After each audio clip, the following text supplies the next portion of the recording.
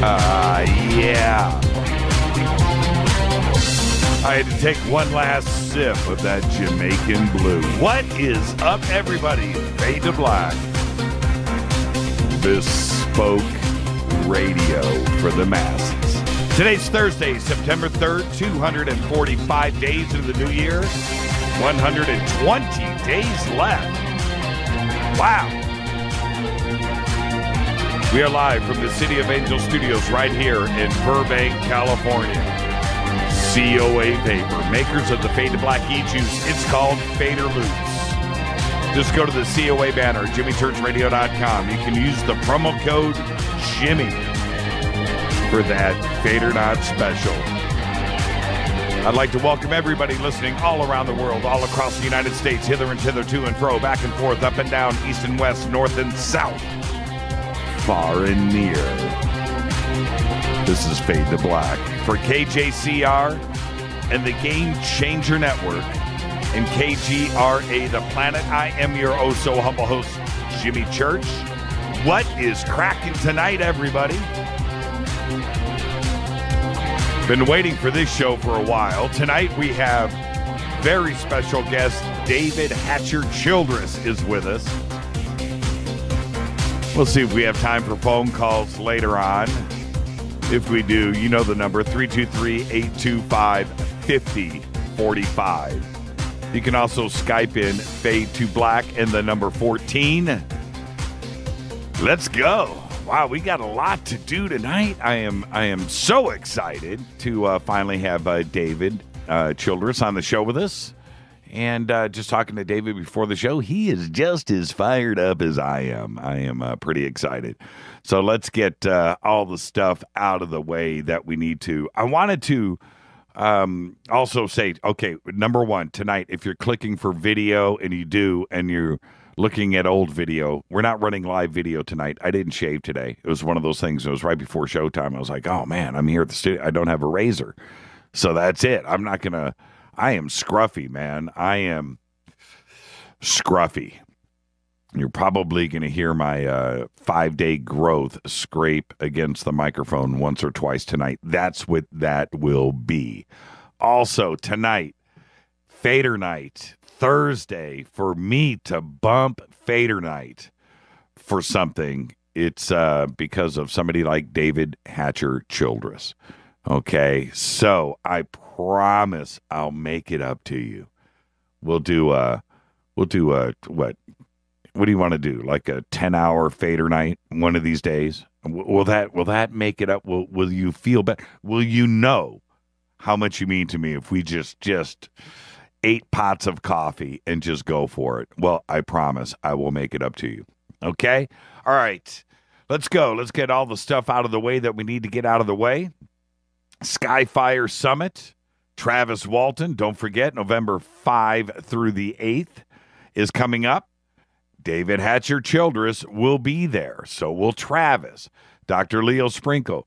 Lee Spiegel will be there. Tracy Torme, Ben Hansen, James Fox. Wherever Tracy goes, James Fox goes. So they're kind of paired together. Lynn Kitai will be there. Jennifer Stein. No Torres. Got to get Noah Torres on the show. Alejandro Rojas. Paula Harris. November 5 through the 8th. Skyfire Summit. Let's go to skyfiresummit.com. Check it out, tickets and info. And here we are. Today is the 3rd of September. 20 days. September 23rd through the 27th is the MUFON Symposium. Hotel Irvine, California. Let's all get together. We will definitely be hanging out Saturday and Sunday. And so, Fader Knots, come on down. Hang out. September 23rd through the 27th. Tickets and info, just go to MUFON.com, MUFON, MUFON.com. Paul Hellyer is going to be there. That's going to be a heck of a show, heck of a time. So September 23rd through the 27th. I was just over on the website at jimmychurchradio.com, and there it is. Fade to Blog is there. Okay, we're assembling it right now. If you go to jimmychurchradio.com, you can see it. You can click on it. If you want to come and write for us for Fade to Black for jimmychurchradio.com, you want to write for us. Our lineup right now is stellar. I am so proud of all of you. And as we get everything assembled and finished, I'll make the announcements right here on who is writing for Fade to Black. I am so proud. For Fade to Blog. Not for Fade to Black, it's for Fade to Blog. All right. And let's see. Where are we at? It was great yesterday seeing Nancy post, dude, my SD1. And what did she post today? Nancy, I'm going to throw you under the bus. I saw it. I saw it on Twitter. Follow us on Twitter at JChurchRadio.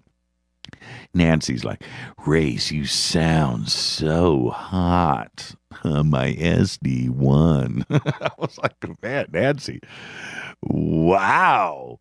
Yeah, because that SD1 sounds good. And if you want to get one of the Studio Dome SD1 Bluetooth speakers, just go to the banner right there at jimmychurchradio.com. Click on it. The Fade or Not special is active. And I've been talking about the new promo. I will have everything ready on Monday. We're so backed up here with so many things that are going on. Oh. Before I forget, remember that Top Secret TV show that I was taping? Remember that? A couple of months ago with Andrew by Shago. We shot on the same day, and I posted all those pictures from the set. Got a call today from the network. It's about ready. It's about done. And got a call from the executive producer, and he's like, Jimmy, it's real cool. We're about ready. I can't make any announcements for about a week, maybe 2, because it looks like somewhere around mid-October. So as soon as they lock down a date, I will be able to make the announcement, okay? And I'll tell you exactly what's going on, what it is, when, where, how, who, what, all that stuff. But very, very excited, and it's there. It's one of the things that the vision, and you're like, man, this is really, really cool, and it could get shot, it could get finished, and never air. But this I believe in. I believe in the project. I think it's going to be awesome. And getting the phone call today just letting me know that everything is on track and we're ready to go, and that everybody in the networks behind the show. I'm totally cool. So yeah, it's going to be happening here very, very soon. With that, let's get this show cracking, because today, Sex Pistol Steve Jones is 60 years old. And that dude is a legend. 60. Steve Jones. Unbelievable. Shaun White today is 29. Now, I normally shy away from doing athletes, and I want to keep the show away from sports as much as I can. Leave that behind me. But Shaun White's a cool dude. And I like Shaun. So Shaun makes the cut today. 29 years old. What is he, a billionaire already? Age of 29. Also today, Charlie Sheen is 85 years old. Just wanted to announce that. No, he looks 85. Charlie Sheen today is 50. There you go. All right. Now, we got to go with the Sex Pistols tonight for our Twitter question going into the break. What's that first album, Bullocks? What's your favorite song? What's your favorite song? Yeah, think about that for a second, because that entire album is great. You listen to that, it's like, man, okay, all right, yeah, that's my favorite song. And next one, and it's one of those albums. You got, when you think about it, you got Led Zeppelin 2, you got Sex Pistols, you've got Van Halen 1. You've got all of these albums that are just like perfect. Steely Dan, Asia, and never mind. Anyway, that album is that good. Man, PIL's pretty good too. that first record. Okay, so where was I going? Oh yeah, so Steve Jones. He lives here in L.A. And I was up at his house one time and sitting in his living room, I'm making him tell me stories. I just, I'm Steve Jones, so making him talk, which is easy to do. But he had this, I think it was a pit bull, if I remember right, that sang. And I don't know if I've ever told the story before on the show, but he paid Jimmy, you want to hear my dog sing? I was like, yeah, let me hear that. And he sits down with this acoustic guitar, starts playing chords, and this dog broke into the Barber of Seville. I'm not kidding. I've never seen a dog, in pitch too, sing like that. It was absolutely incredible. Happy birthday, Steve. 60 years old. Does he still have his radio show that he had here in Los Angeles? He had a great radio show forever. I'm just wondering what was it called? Jonesy's Jukebox or something? Don't know. This is Fade to Black. Tonight, David Hatcher Childress is right here on the show. And don't forget, the word of the day is spoon. Let me say it again. Spoon. Spoon. Just rolls off the tongue.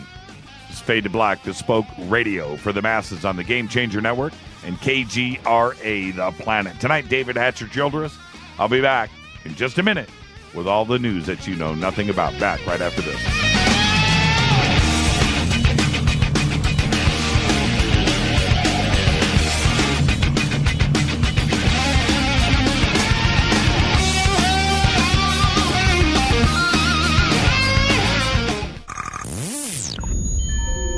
You're listening to Jimmy Church, Fade to Black.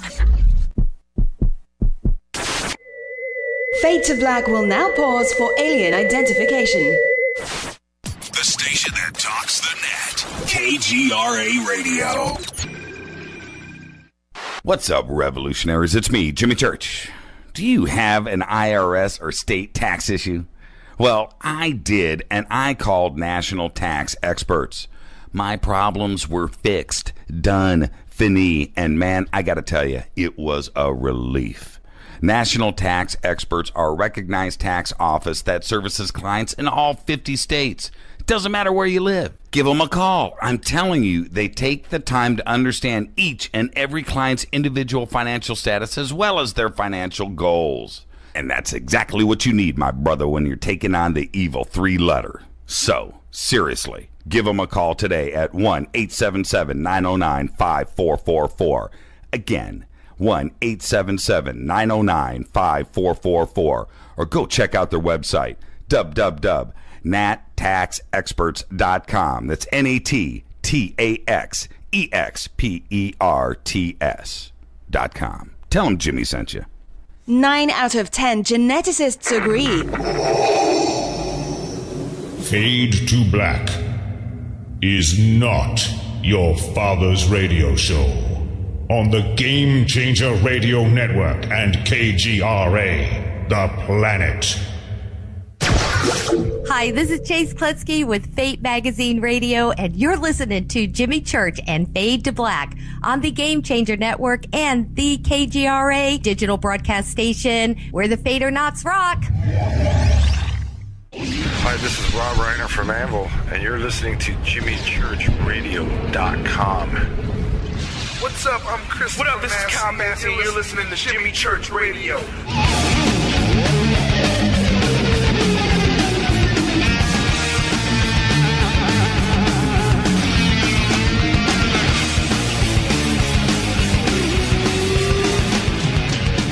All right, welcome back. Fade to Black. Spoon. Jimmy said spoon. Tonight we have very special guest David Hatcher Childress. Yes, right here on Fade to Black. Spoon.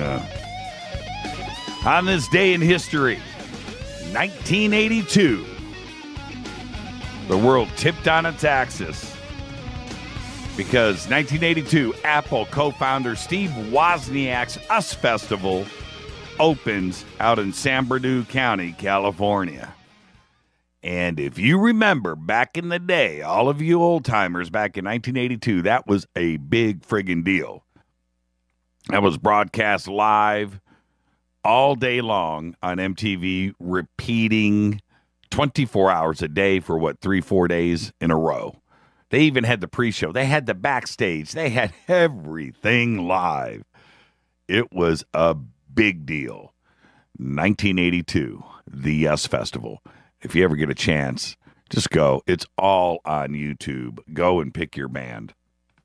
Oh, man. Missing Persons, Quiet Riot, Van Halen, Judas Priest.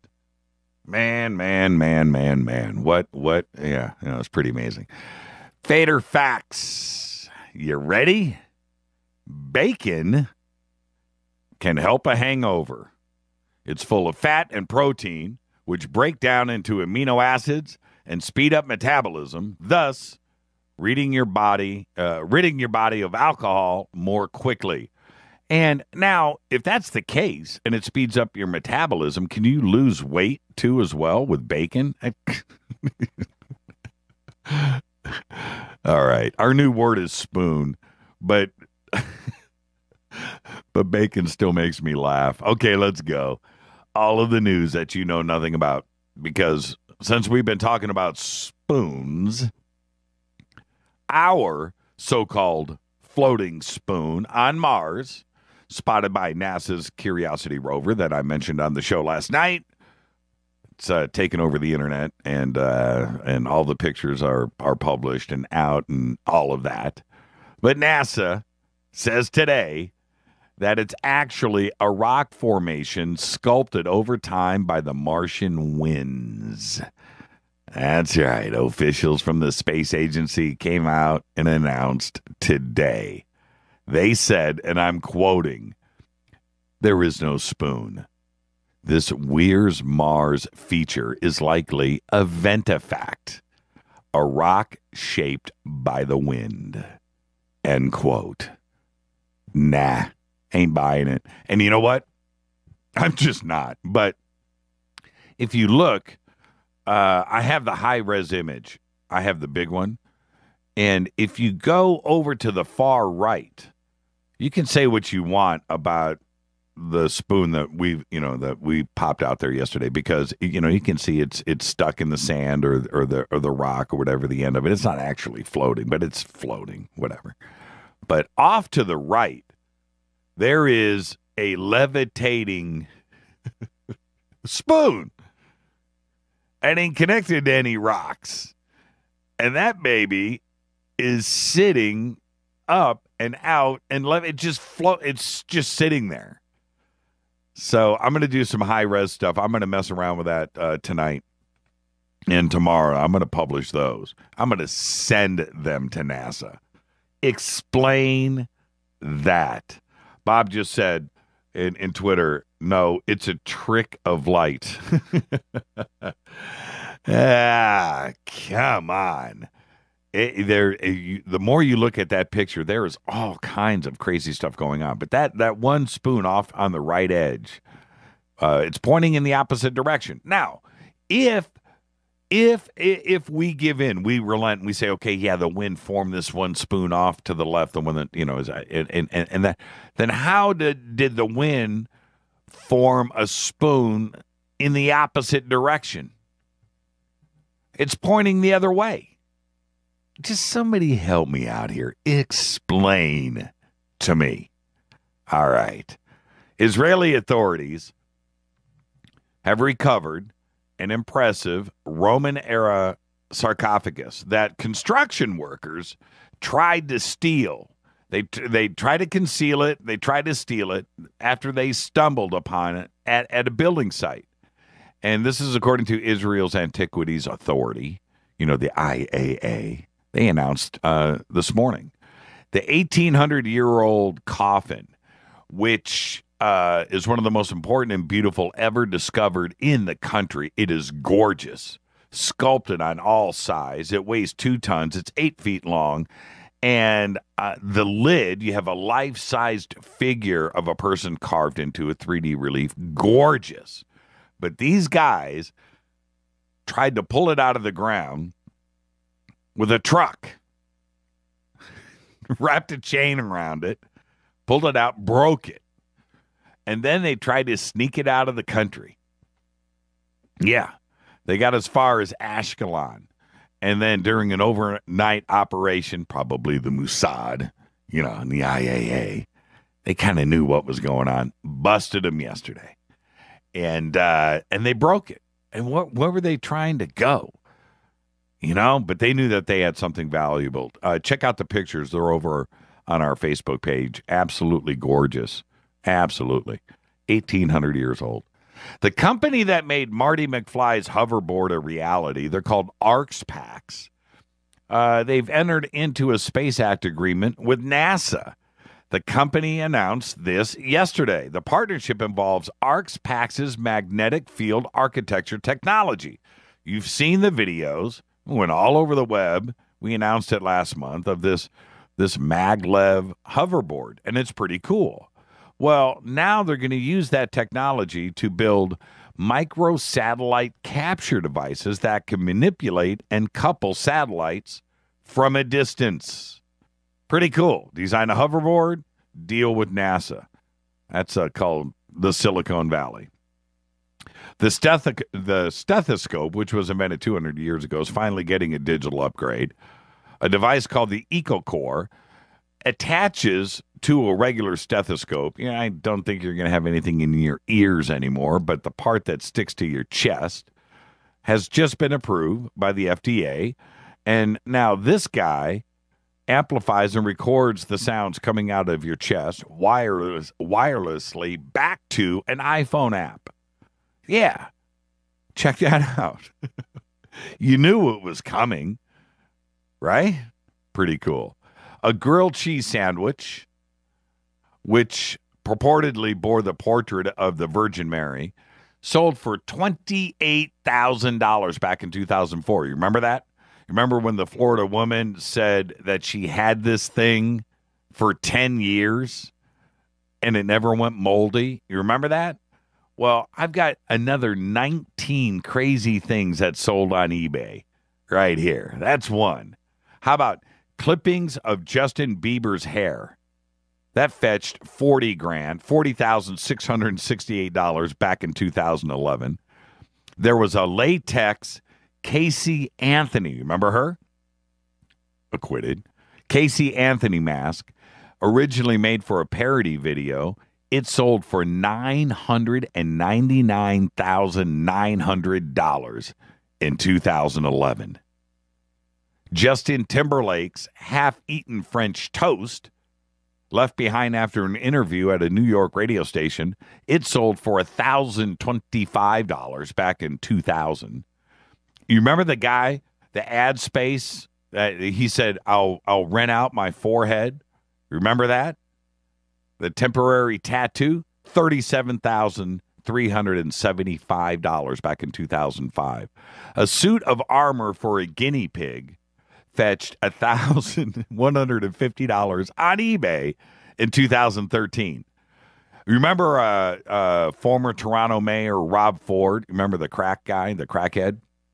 His tie that had the NFL teams on it, that sold for $1,445 on eBay in 2015, earlier this year. A fun-filled weekend with 4 Australian men went for $920 on eBay.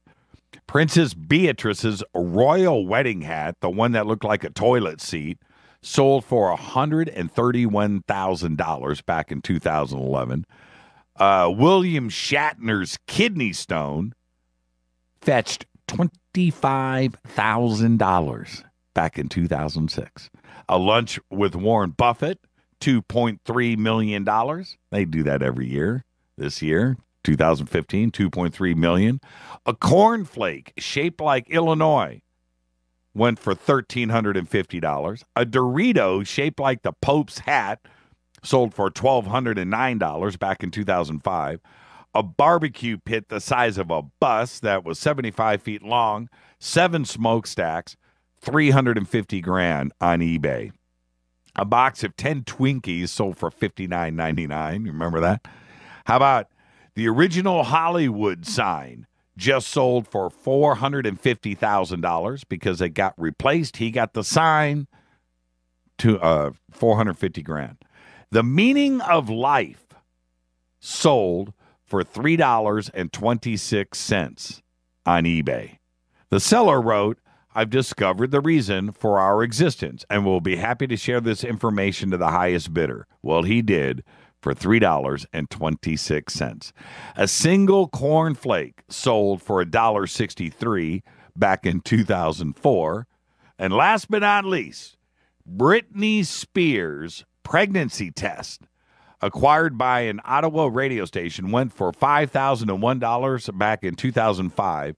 It was found in the garbage outside of Spears' Los Angeles home right here. Who is going through Britney Spears, and finds a pregnancy test? Well, I guess it probably was her. Now, the flaperon, before I get out of here, the flaperon found on the shore of Reunion Island has been formally identified as part of the wreckage of MH370. The Paris prosecutors said today. Yes, it was found back on July 29th, and Malaysian authorities have said paint color and maintenance record matches proved it was from the missing 777. The French prosecutor has now formally identified one of 3 numbers found on the flaperon as being the serial number of MH370. We can put that to bed. You know what I'm wondering? That thing didn't float. What happened to all the floatable stuff like body parts, seat cushions, clothes, the stuff that floats? I don't get it. Where did all that stuff go? This is Fade to Black, bespoke radio for the masses. When I come back after this short break, we'll be joined with David Hatcher Childress. Bespoke radio for the masses on the Game Changer Network and KGRA, The Planet. I'm your host, Jimmy Church. We'll be back right after this. Stay with us.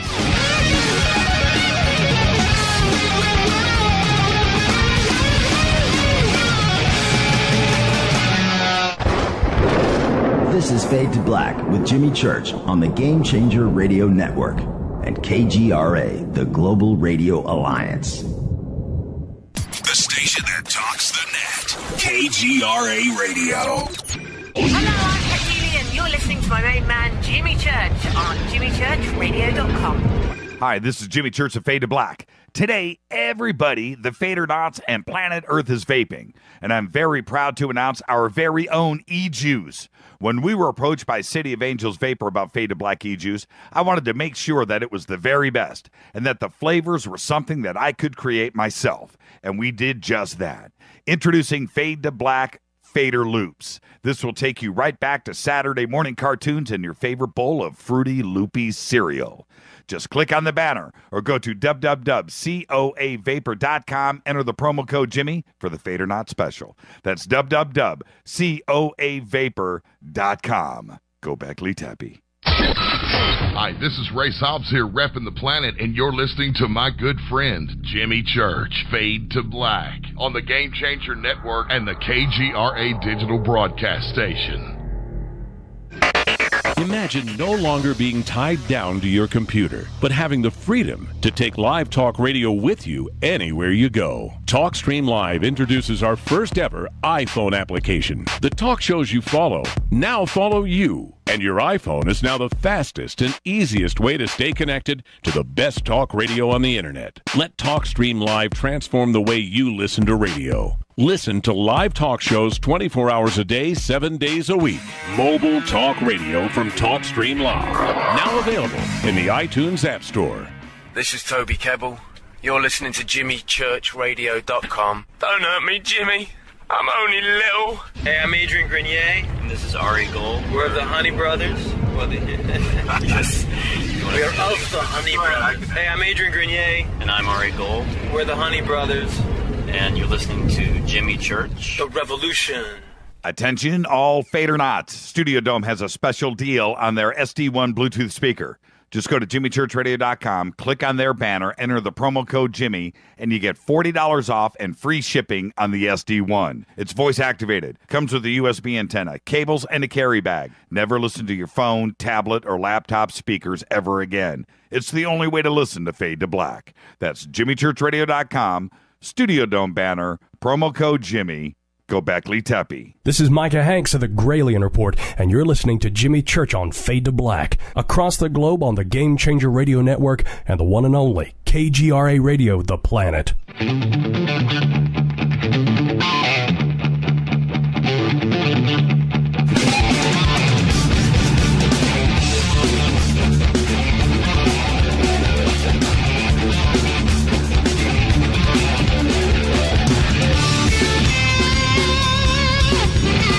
All right, welcome back. This is Fade to Black. I'm your host, Jimmy Church. Tonight, David Hatcher Childress is with us. Yes, he's in the batter's box. He is ready to go. And we bumped Fader Night for David Hatcher Childress. David is the author or co-author of over 20 books. He has traveled the world several times over, seeking adventure and the answers to the mysteries of mankind's past. David has a wide scope of interest and is a recognized expert not only in ancient civilizations and technology, but also on free energy, anti-gravity, and UFOs. His books include The Anti-Gravity Handbook, The Anti-Gravity and the World Grid, Anti-Gravity in the Unified Field, Extraterrestrial Archaeology, A Hitchhiker's Guide to Armageddon, The Free Energy Device Handbook, Man-Made UFOs, The Time Travel Handbook, Atlantis and the Power System of the Gods, Pirates and the Lost Templar Fleet, The Mystery of the Olmecs, and the Ark of God.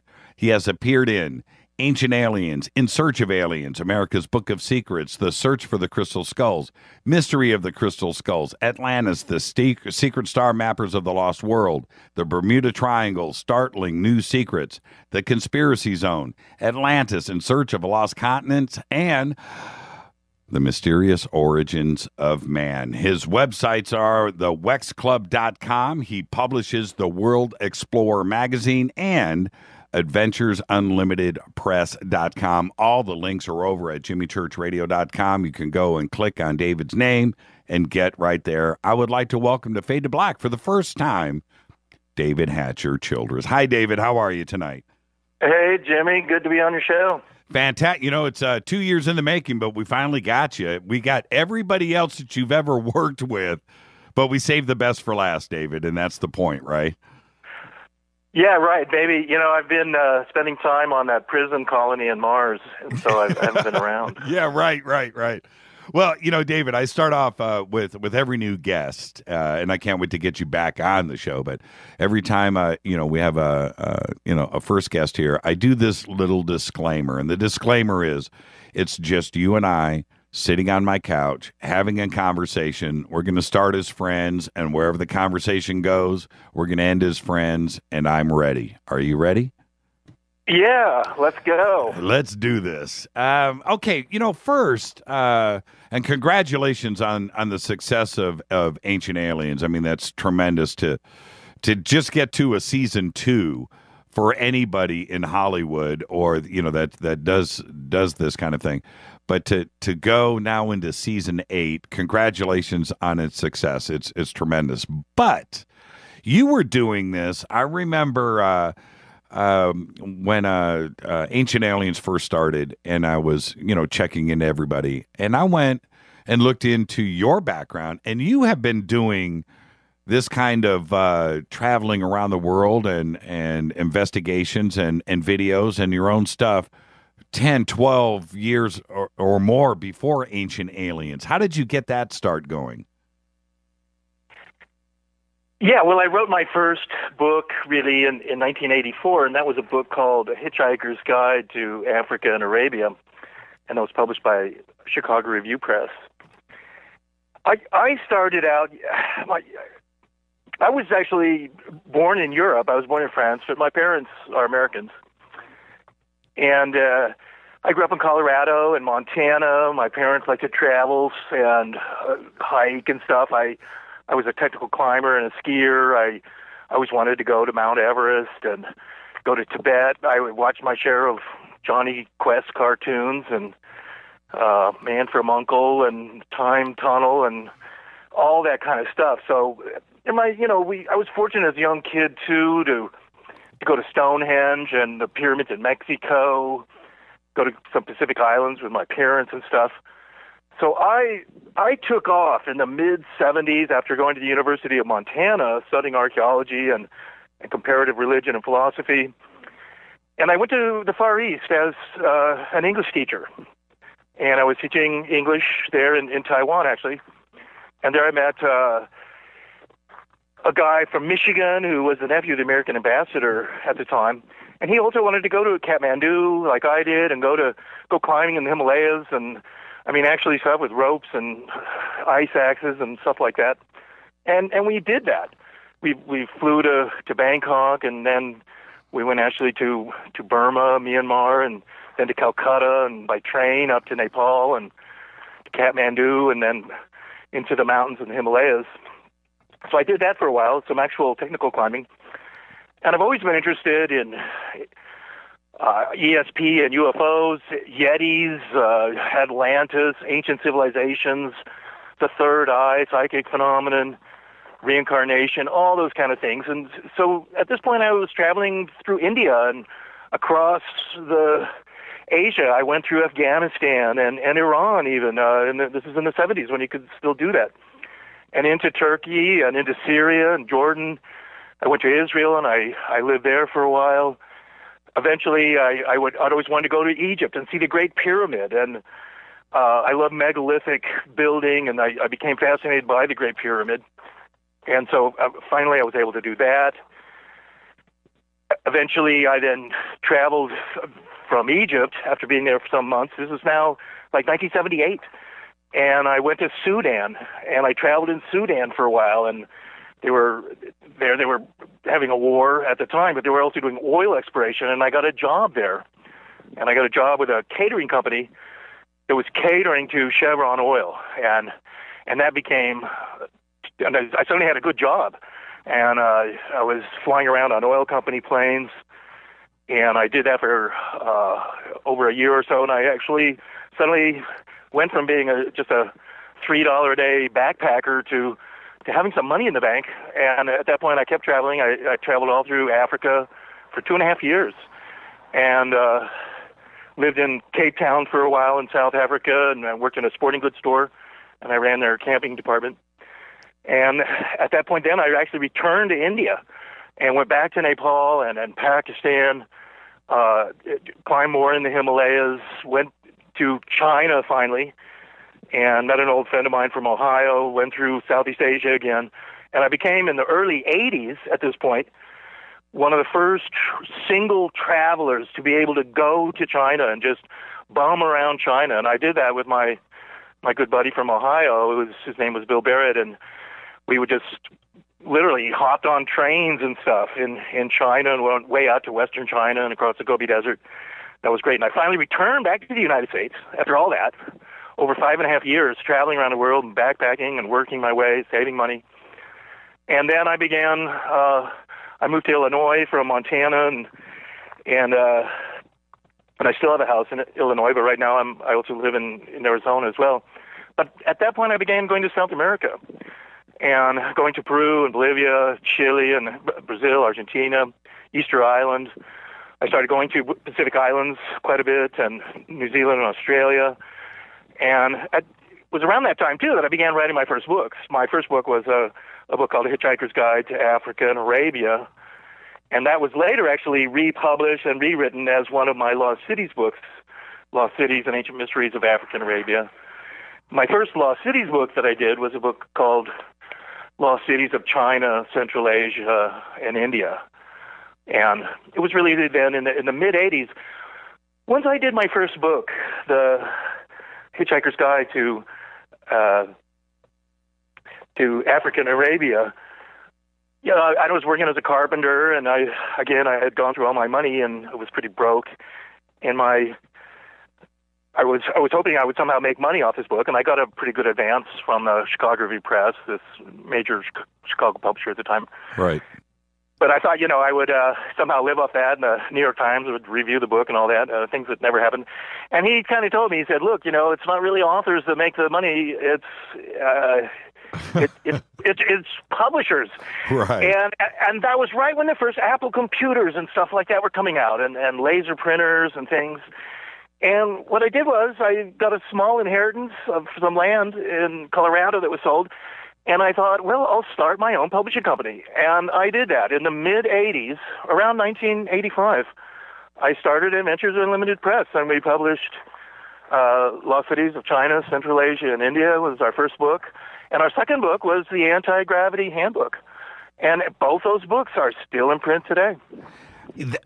Is there, I'm listening, describe going around the world like that for 5.5. Is there, what is your passport like, man? Did you have to get there were. Oh, I went through a number of passports, and I got literally, I had to go to embassies and get, they would put extensions in your passport, like a big folding accordion. Right. And I had several of those in my passport. And it was funny, sometimes my passport would just literally explode, in the immigration guy's hand, because there were all these little folded accordion papers that sort of jump out. And yeah, I mean, I can only imagine going through customs, and they look at that and they're like, come on. Well, and there were certain countries back then, and still kind of today, where you didn't want to have those stamps in your passport. And right. You could do things like having them put your visa on the last page of one of these little accordion extra pages, and then you could literally tear that page out later, and then other countries wouldn't see it. So, Africa and traveling for all those years, I had to carry guns at times, and it was crazy. I got caught up in wars. I looted Idi Amin's house. Yeah, I want to get there. Yes, we're going to talk about that specifically. I find that very interesting. Let's back up though. What gave you the idea? This was before everybody else, was kind of doing it. What gave you the idea of putting together these adventure documentaries and the production of that? Because they're all great, and it's funny now they're vintage if you think about it. Yeah, well, the ancient technology ones from 2005 that you can watch on the internet and stuff. Is that what you're talking about? Yeah. Yeah, those ones. Yeah, because of my friendship with Chris Dunn and his books on the Giza power plant and ancient technology in Peru, and he lives relatively near me in Illinois, so he would come to our conferences, and I visited him. And I realized we had a friend, too, who was a documentary maker in Chicago. And I thought, well, now was maybe the time to just try and produce some easy-to-make, sort of cheapy documentaries with Christopher Dunn, at least in some of them. And we flew to Peru, and the first one we did was actually we flew to Egypt. And I wanted Christopher Dunn, too, to explain his whole Giza power plant theory, because I was, and still am, fascinated by that. And I think that he's on the right track there with it. So, and it's kind of complicated theory. So we shot him standing in front of the Great Pyramid, where he explained that, which was like a 20-minute explanation. Right. But then at the same time, we went around to all these different places, and of course to the Serapeum. That was so cool. And saw marks that are there, the basalt pavement right all around the Great Pyramid. I mean, that's one of the things, too, a lot of people don't realize, that there's a lot more around the Great Pyramid and all those pyramids there. There's all kinds of other structures. There's tombs and stuff, and there's a basalt paving that's all around it, too, with huge blocks of basalt that are fitted together to be this paving around the pyramids. And at certain places there, you can see where giant saws have been cutting into that basalt. There's places, and so you could see, and Chris used that in one of his later books too, that the Egyptians and other people too. I mean, not only did they have to have anti-gravity to move some of these craft, giant blocks of stone, but that they were also to cut them, that they had to have diamond drills and diamond saws and advanced kind of cutting things that just like we use today, in fact. Theirs would have, in fact, had to have been more advanced because they, in many cases, worked with even bigger stones than we would work with, where they could somehow levitate them and put them in place. And it's the same stuff you see in Peru and all over the world, including islands like Nan Madol or Ponape and Micronesia and stuff. Yeah, sure. And Dave, I have to ask, before your relationship with Christopher Dunn, let's go back to your 5.5-year trek through Nepal and so forth. When you were looking at some of these megalithic structures and things that, span so much time, were you thinking about that as well very early on, that there must have been some kind of technology involved here? Was that the foundation of a lot of your theories and books? Well, yeah, I would say so. And from reading Erich von Däniken's books, and I read a lot of those books by him and Charles Berlitz and Charles Chareau, all these different guys. And many times they were, of course, talking about extraterrestrials coming and doing these things, and that they had to have some kind of super technology to cut these stones and move them and things like that. But other books would ascribe that more to ancient civilizations, to Atlantis, for example. And so the Atlanteans, they're able to move giant stones like this. They have airships. They have very much the technology we have, even say a higher technology really with anti-gravity and stuff. So as I would look at all these things, yeah, I would think of them as being cut by modern type saws, again, diamond saws.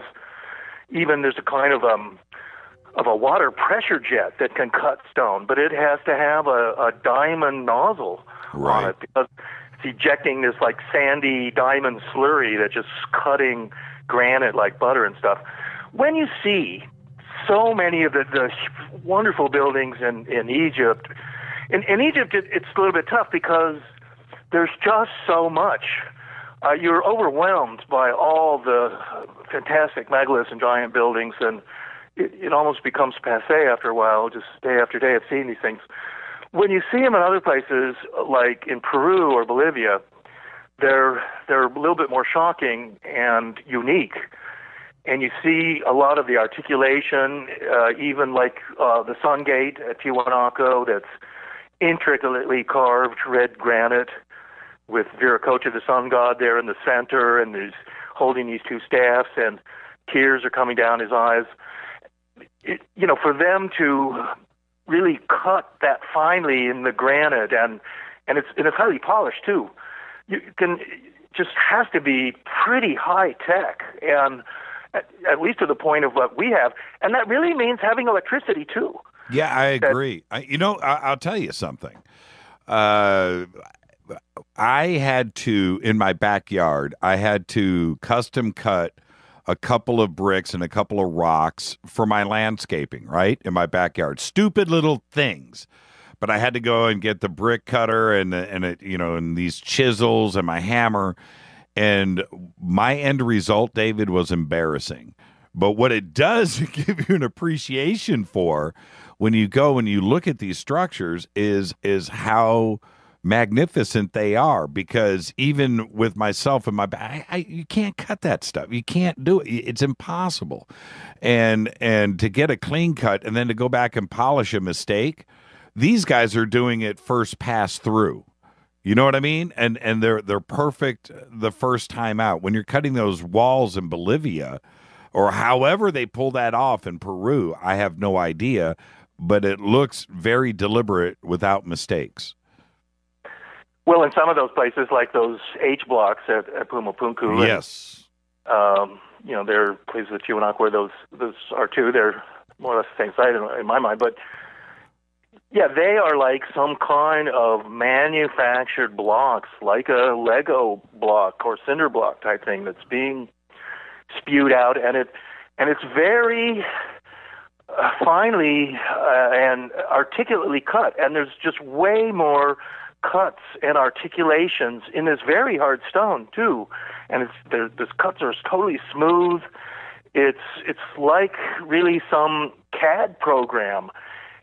with, again, diamond cutters and things, are just taking a block of granite and basalt in some cases, which is even harder, and then just cutting them into these uniform type blocks that then can be interconnected and kind of like Lego blocks, just fitted together and form some like huge wall.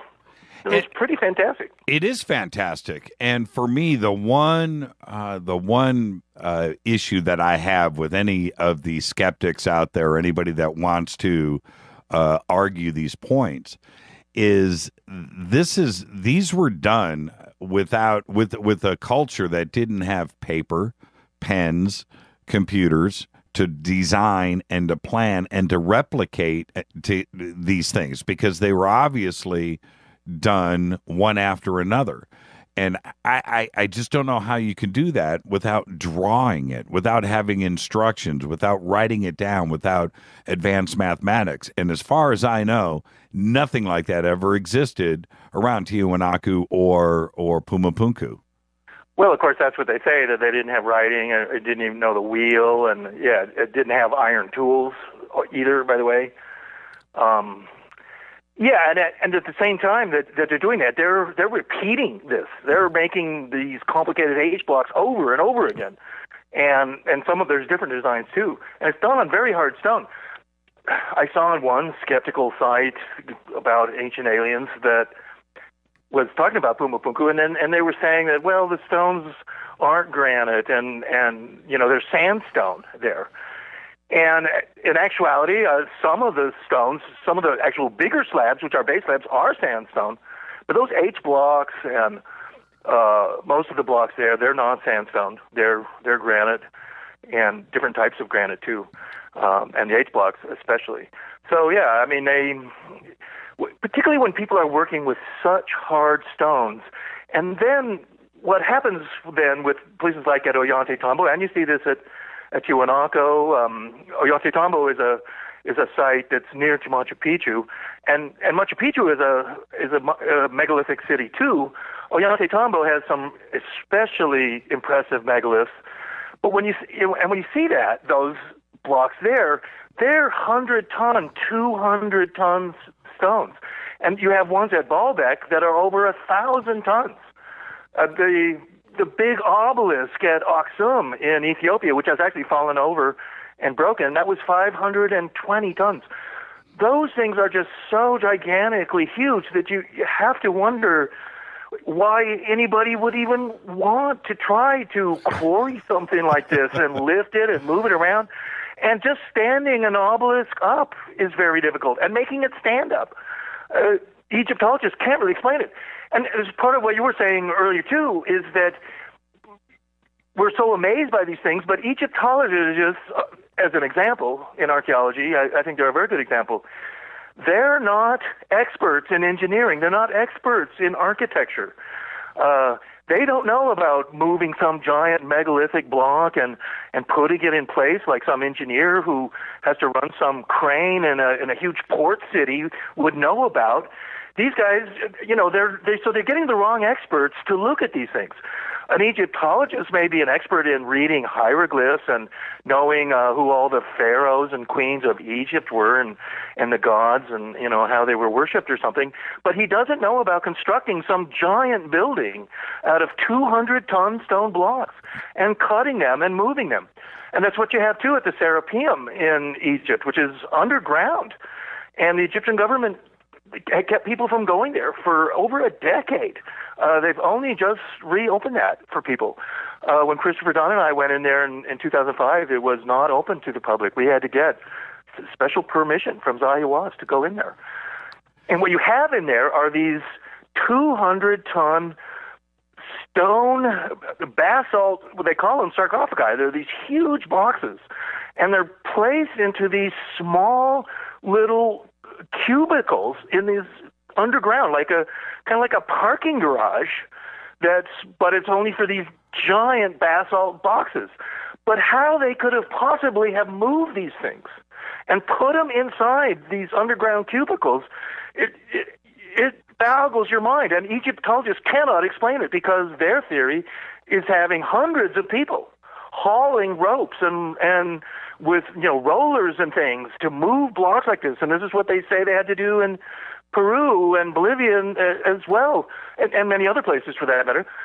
But the thing is, like inside the Serapeum, there's no place for all these people to stand who are trying to, haul some giant thing, because it has to be done some out of, just total manpower, brutal, simple manpower. But clearly, when you're there and you see it, it couldn't have been done that way. And they would have had to levitate it or something. Oh, and you know what? And there must have been millions of trees somewhere to roll. I mean, can you imagine when you look at all of the pyramids that are across Egypt, and if they're rolling these on wooden rollers, then there must have been literally millions of trees involved.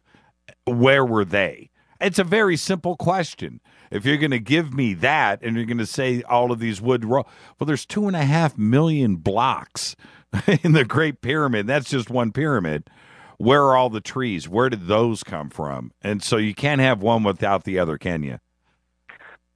No, not that kind of brutal, just hundreds of people. And that's what the Egyptologists want to say. They want it to be, the Pharaoh ordered, his slaves to haul these blocks up, these ramps, and put them there, and then so they did it.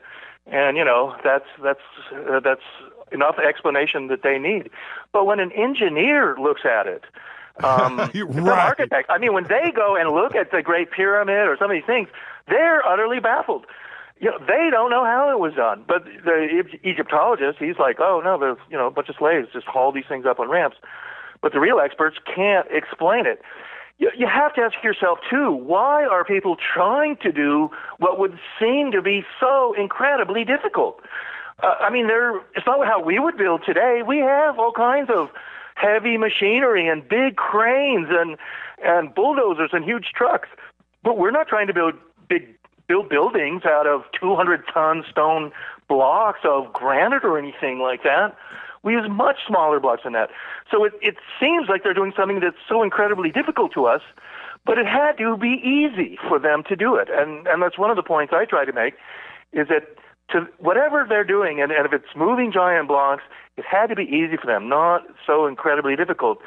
And if it is easy for you to move giant blocks of stone the size of a railway car or a semi-truck or something and stack them up in giant walls, that is the easy way to build something. Then you have like 8 blocks of stone instead of 1,000. Right.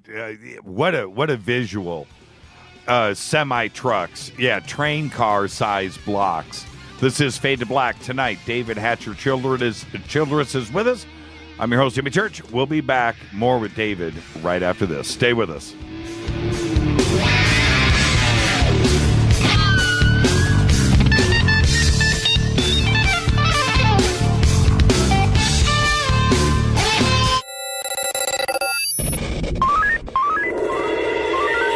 Way out here, we listen to Jimmy Church. You're listening to Fade to Black.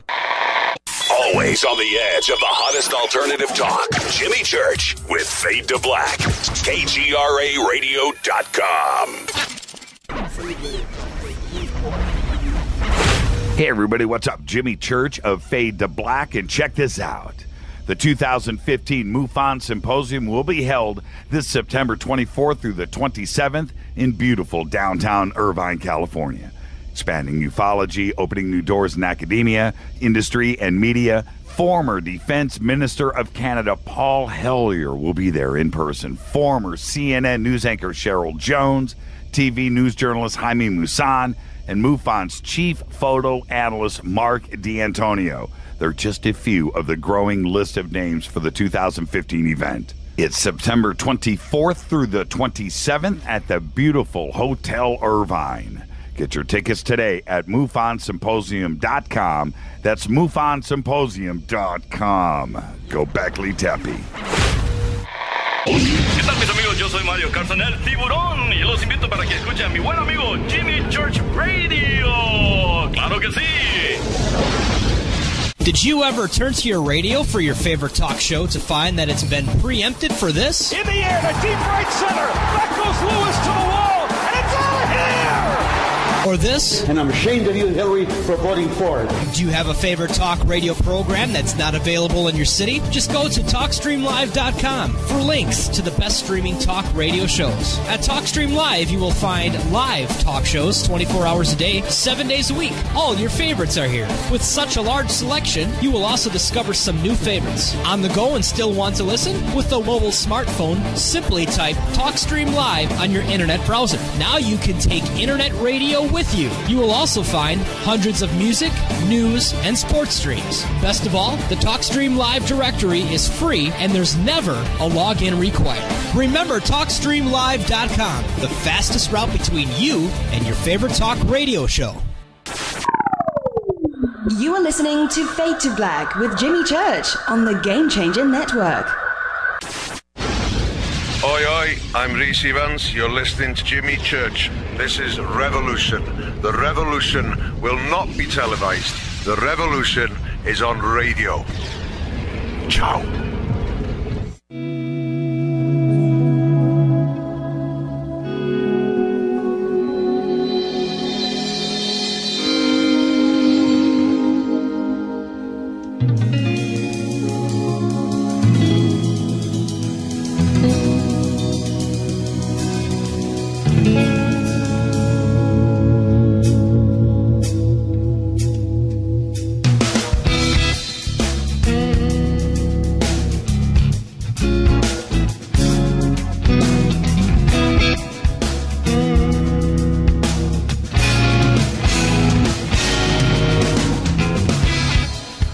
Welcome back, Fade to Black. Tonight, David Hatcher Childress is with us. I'm your host, Jimmy Church. You can follow us on Twitter at JChurchRadio. Email is jimmy@jimmychurchradio.com. Any questions for David during the show, just use hashtag F2BQ. I'll see that right here in the studio. Hey, David, I wanted to ask you, it seems like you've been everywhere. Well, this is a simple question. Is there a place that you haven't been to that you still need to get to? Oh, there's plenty of places like that. Yeah, I wanted to go to Madagascar and see megaliths and stuff there. I've not been to Lebanon. I would like to do that. There's places in Iran and Indonesia and lots of places that I'm still wanting to go to. There's this weird mountain in Qinghai, China, which is like northern Tibet, called Mount Bagan, and it's got they call it a pyramid. It looks like a mountain, and it's got like metal pipes going through it. Oh, yeah, that's right. Right. Yeah, so I kind of thought, well, I got to check that place out. It looks kind of interesting. So there's lots of places. I'd like to go to this place in Indonesia, which I've just recently, heard about, called Gorong Padang. Yes.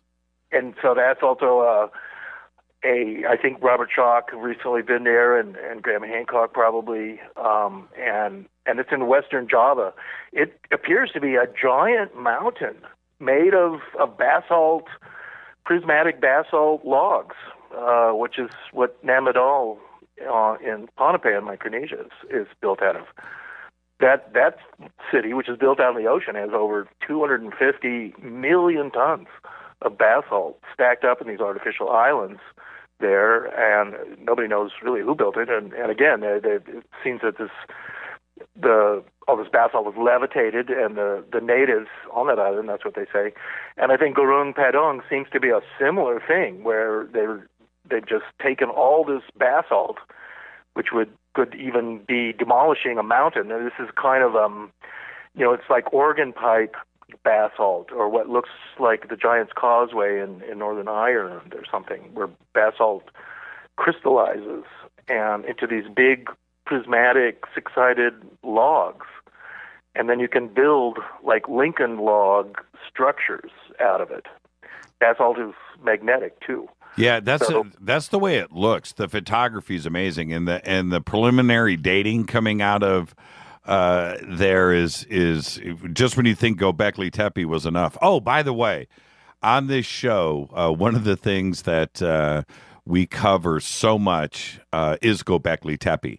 and we did an amazing show about it this past Monday. But our audience, because I say Göbekli Tepe so much in an evening, they actually have a drinking game, David. So when I is that right? Okay. yeah. So when I say Göbekli Tepe, the audience knocks one back, and somebody just tweeted out, you've got to have David say Göbekli Tepe for us. So I'm going to hand it off to you. Just say Göbekli Tepe for the audience. Well, I've been to Göbekli Tepe, and so I know that place well. I went there 4 or 5 years ago. And it's kind of, you can still go there today, I would say, but it's sort of near the conflict zone in Syria, and that's where a lot of these refugee camps now are built in that area, which is Urfa, the main town there in southern Turkey. Right. But Göbekli Tepe, I'll say it again, today that is officially, in mainstream archaeology, it's the oldest archaeological site, megalithic archaeological site that they know of. And it's about nearly 12,000 years old. So, and that gets back really to the time of Atlantis, what really prehistory would be. And to anyone who believes in Atlantis and ancient civilizations and lost continents and lost land of Mu and Lemuria and all kinds of, ancient civilizations, the Rama Empire of India and whatnot. And so once you get back to over, say, 10,000 BC, then you're in that realm of really what is the mainstream has been calling, prehistory and prehistoric, that people supposedly were cavemen back then. Yeah, it's Göbekli Tepe as it sits right now, and all the work that Klaus Schmidt did there. But you know what's really fascinating, David? It's what's underneath Göbekli Tepe. That's the key, because they were building, filling in and then building another temple or whatever you want to call it on top of the old one. And before Klaus passed, he was saying, there's a couple of more underneath this, and those are probably dating to 15,000 BC or maybe even before. And that throws the whole Ice Age thing into another spin. I mean, where were they getting their food when that was a different type of climate and getting maybe even older than that? That's the exciting part about Göbekli Tepe. We're just right at the tip of it. Well, you have all this thing with ice ages, and Göbekli Tepe was purposely buried, as you're saying. Right. So they buried those megaliths there, and there probably is more stuff underneath there. The whole world at, say, 15,000 years ago would have looked quite different than it does today. And many of the seas and oceans and continents would not be the same thing. There were land bridges all over the place. As you're saying, too, there were huge sheets of ice. During the last ice age, at, say, 11,000 BC, there was a giant wall of ice south of Chicago. They call it the Wisconsin Ice Age. It was huge. But up in Alaska and Siberia, there wasn't ice sheets there at all. And there were huge herds of woolly mammoths and woolly rhinos and great elk and saber-tooth tigers and stuff running around. And everything was bigger. Animals were bigger. Plants were bigger. People were bigger, too. And you have to wonder if the North Pole was where it is today, because closer to the North Pole, there was no ice. But areas like northern Illinois, there were huge ice sheets. And how does that make sense? So, and you look at climatic change, cataclysmic pole shifts, and earth changes, and even what killed all of these mammoths and woolly rhinos in Siberia and Alaska. They weren't just killed by hunters. They were washed up in tidal waves. And in fact, most of the ivory that was used in the late 1800s and up through 1920 and stuff for billiard balls and piano keys and all that, it didn't come from African elephants. It came from piles of ivory in islands of Siberia and in Alaska and stuff. That was the big ivy trade. They were just giant piles of tusks and woolly mammoths that had been smashed together in these tidal waves. How do you think, because you've traveled so much, all the continents and looking at these structures, how do you think when you see the similarities in construction from, I know that you're walking around some site and you're like, man, I've seen this before, but it was 8,000 miles away. How do you think this communication happened with these cultures around the world to make these leaps in technology, which seemed like it was at the same time, but nobody had a cell phone? Somehow this communication was happening. What do you think was going on? Well, I think that there were worldwide civilizations in ancient times, just like there are today. And, in a similar way, if somehow the world came to a halt and civilizations were destroyed, and then slowly civilization came back and they did some archaeological dig in what remained of Sydney, Australia, and then what they discovered was that these people spoke like this language called English and wrote in it, and that their mother city that also where they spoke English was actually this place on the other side of the planet called Great Britain. Mm-hmm. And that other countries right near it, like Indonesia or Malaysia or something, they spoke some completely other language. And so you're like, well, how was it these people? I mean, they're connected to these other guys on the other side of the earth in some little island called Britain. I mean, how does that make sense? And so people going around the world and having little colonies, the Phoenicians did this. And part of it, too, I mean, and this is where some of the ancient alien arguments come in as well, is that mainstream archaeologists are saying that oceans are barriers, and ancient people just can't get into boats and go someplace. Phoenicians, big Chinese vessels, Vikings, Basque, African kings, I mean, you name it. Anybody with a boat can actually get into oceans and go places, and that's what Thor Heyerdahl, the famous Norwegian archaeologist, was trying to prove with his Ra and Kon-Tiki expeditions and things like that, is that ancient man wanted to go places and do things, and that in fact getting to a boat and going someplace, including across an ocean, that's the easy way to go someplace, rather than to walk for thousands of miles through hostile territory and stuff like that, from Siberia down to Central America and to South America. I mean, that's crazy. That's unscientific. That oceans are barriers. They're highways, and we've known for years. Places like Hawaii are as remote island group as possible, and like Easter Island, where the giant statues and stuff are. I mean, we allow, say, Stone Age people like the Polynesians. They can go to remote islands in the middle of nowhere with a double canoe catamaran and some fishing line and a chicken, and they can do that. But other sophisticated navies, they can't go places or cross the Atlantic or cross the Pacific. And that's crazy. I mean, as long as, and that's what they're teaching there at the University of California or in Harvard or even at most universities around the world. Not all of them, but generally that's what they're teaching. And that ancient man didn't go anywhere. It's the same thing, too, with like Göbekli Tepe and all that, of like how people were. 100,000 years ago, there was Cro-Magnon man, and he was taller than us, and he had a bigger brain. And there's no reason why Cro-Magnon man, and really, I mean, we're just his ancestor, but everything we're capable of, and all the inventiveness and sense of adventure, and wanting to go out from your cave and build a bridge and make a boat, build a city, build a wall, build an oven. There's no reason why that wouldn't have happened 100,000 years ago, rather than, say, 8,000 or 10,000 or even 15,000 years ago. I mean, it scientifically, it makes no sense that we would just sit in our caves and do nothing for 50,000 years, 100,000 years. And so as long as mankind has been on this planet, probably stuff's been done, you know, even building structures at the very least.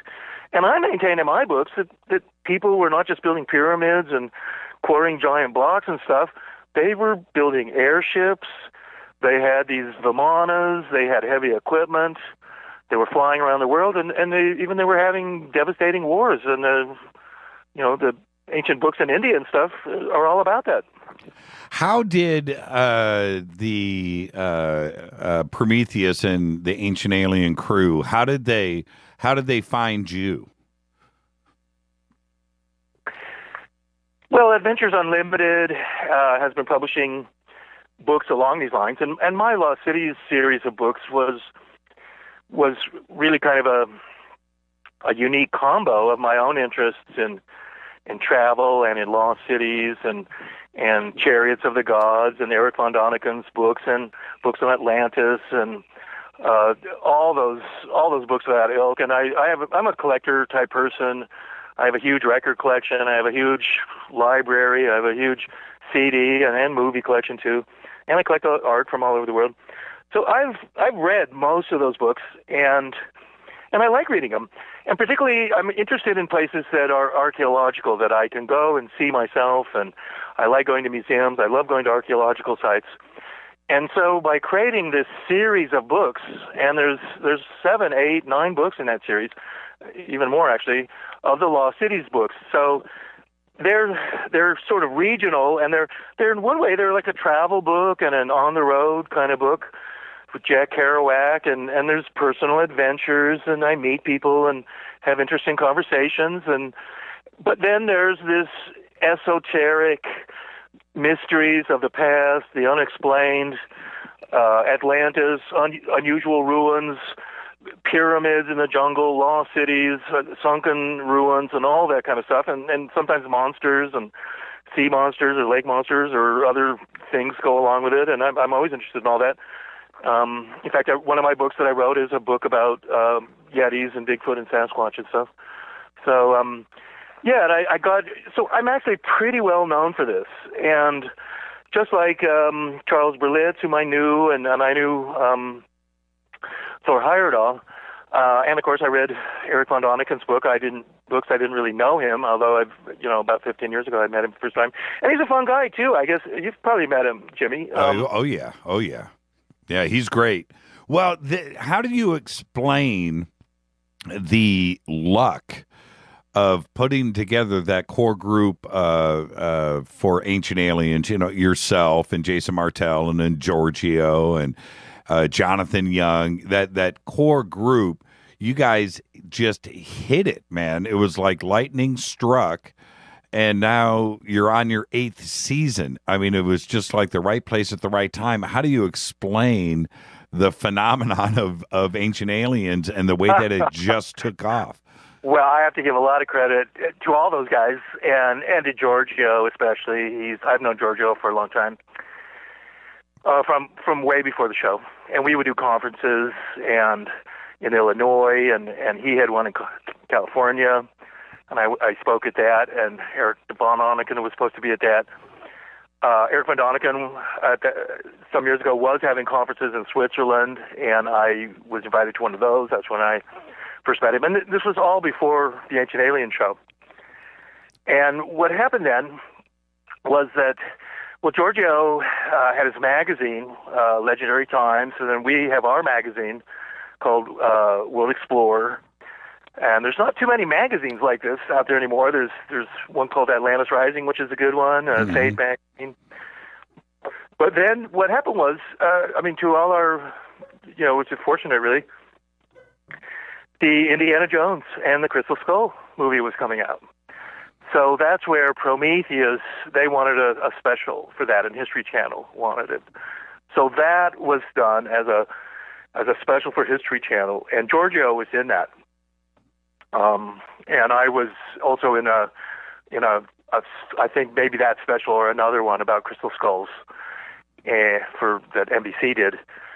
So at that point, then Prometheus, because of the strength of the Crystal Skull documentary for History Channel, they were able to sell them just a special about Ancient Aliens. And it was a 2-hour special. and that's I was involved immediately in that. They called me, and Ancient Eric Von Däniken and Giorgio. I think Jason Martell was in that early episode too, I guess, and Jonathan, I suppose. I can't really remember. But they did that 2-hour special, and that aired then on the History Channel, and it was so popular that the History Channel ordered a series, and the first 2 seasons were all 2-hour episodes. They were. Yeah, that's right. That's right. Did you have any idea that we would be talking about this in 2015 and you'd be on your 8th season? And did you guys have any idea of the way that this was about to explode and take off? No, I would say not. And it's been great that it's been going, all these years and keeps going strong. There's nothing really quite like it on television, and they do, I think, a very good job.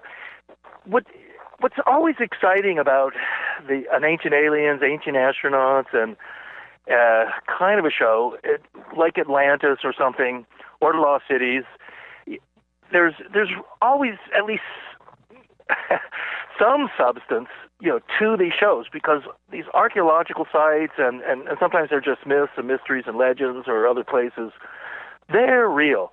And people's explanations, their legends, their stories of how they got here, the Star people who met them, whatever it is, I mean, they're authentic. And in some ways they can be verified.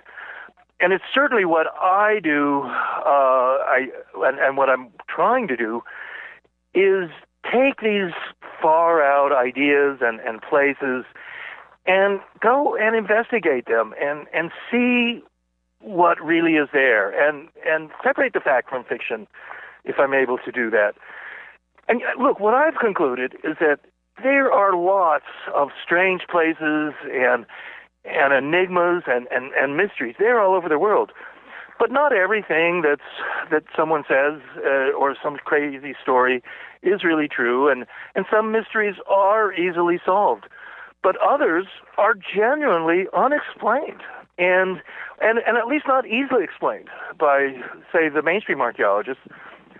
And I'm interested in what they say, and I have to, and many times they're utterly right in what their explanations of certain sites are. But other times, their explanations are lacking, and in many cases they have no explanation at all.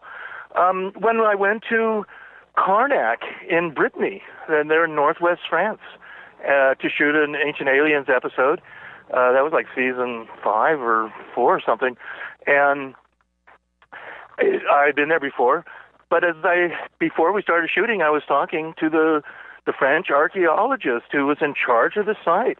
And Karnak is these huge menhirs and just giant rows of stones there's hundreds of them. And they weigh 40 to 100 tons, even more for the really big ones. And there were some obelisks there too that have fallen over and that have broken and whatnot. Some of them go into the water. And I asked her, I said, well, what's your explanation for all this? And she said, well, no, we don't have one. We have none at all. And, and it goes back to like 6,000 BC or something. They don't know who put those stones up. They don't know why. They have no idea. They don't even try to give an explanation. But they're all standing there. It's a big tourist site.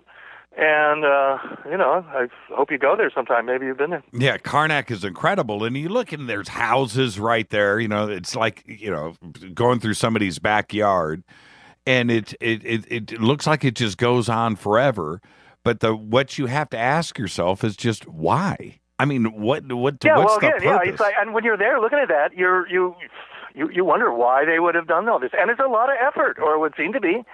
I mean, if the French government tried to do that today, it would be just giant, colossal project. So, these kind of things are baffling. It's one of the things, too, with, say, Tiwanaku and Pumapunku that, the mainstream archaeologists don't get. You go there, and they're pouring these metals into these clamps. They have these keystone clamps. And that's one of the things I'm looking at all over the world are these, hourglass and double T-shaped metal clamps that are poured into these blocks. And I talk about them to quite an extent in my book, Ancient Technology in Peru and Bolivia, which came out about 4 years ago. My last book was a book called Vimana, which came out about 2 years ago. But those clamps are there in all of these stone blocks at Pumapunku and at Tiwanaku, also at Ollantaytambo, other places around the world too. But say at Tiwanaku, we know that they're pouring molten metals into these cuts. And at the museum there are these molten clamps and things from that. Well, where are they getting that metal? To mainstream archaeologists, they're saying, well, Tiwanaku and Pumapunku, it's some ceremonial center with these giant pyramids and huge blocks of stone and huge buildings, all intricately cut. But really, what's there, what was going on was it was probably a huge metallurgical plant. It was washing ores. It had ovens. It was creating these molten metals. There's tin there, of course, and copper. Then there's silver and gold. The Viracocha god on the sun gate, he's crying tears of gold. They call it the tears of the sun. It's the molten metals that they're creating right there. So a lot of these places are themselves, like Christopher Dunn would say with the Giza power plant, many of these giant buildings are themselves, they're factories. They're, in some, like the Giza power plant, it's a giant energy device.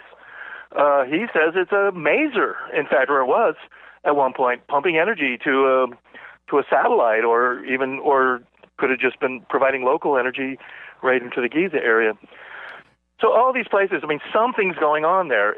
When you're doing anything like this with giant blocks, and back to Karnak, yeah, we can't really explain it, but Stonehenge, Teotihuacan, most of these places, something's going on there that's practical. It's a base of some kind, or it's a forgery and metallurgical plant where they're coming out with all this literally gold and silver and copper and bronze and stuff.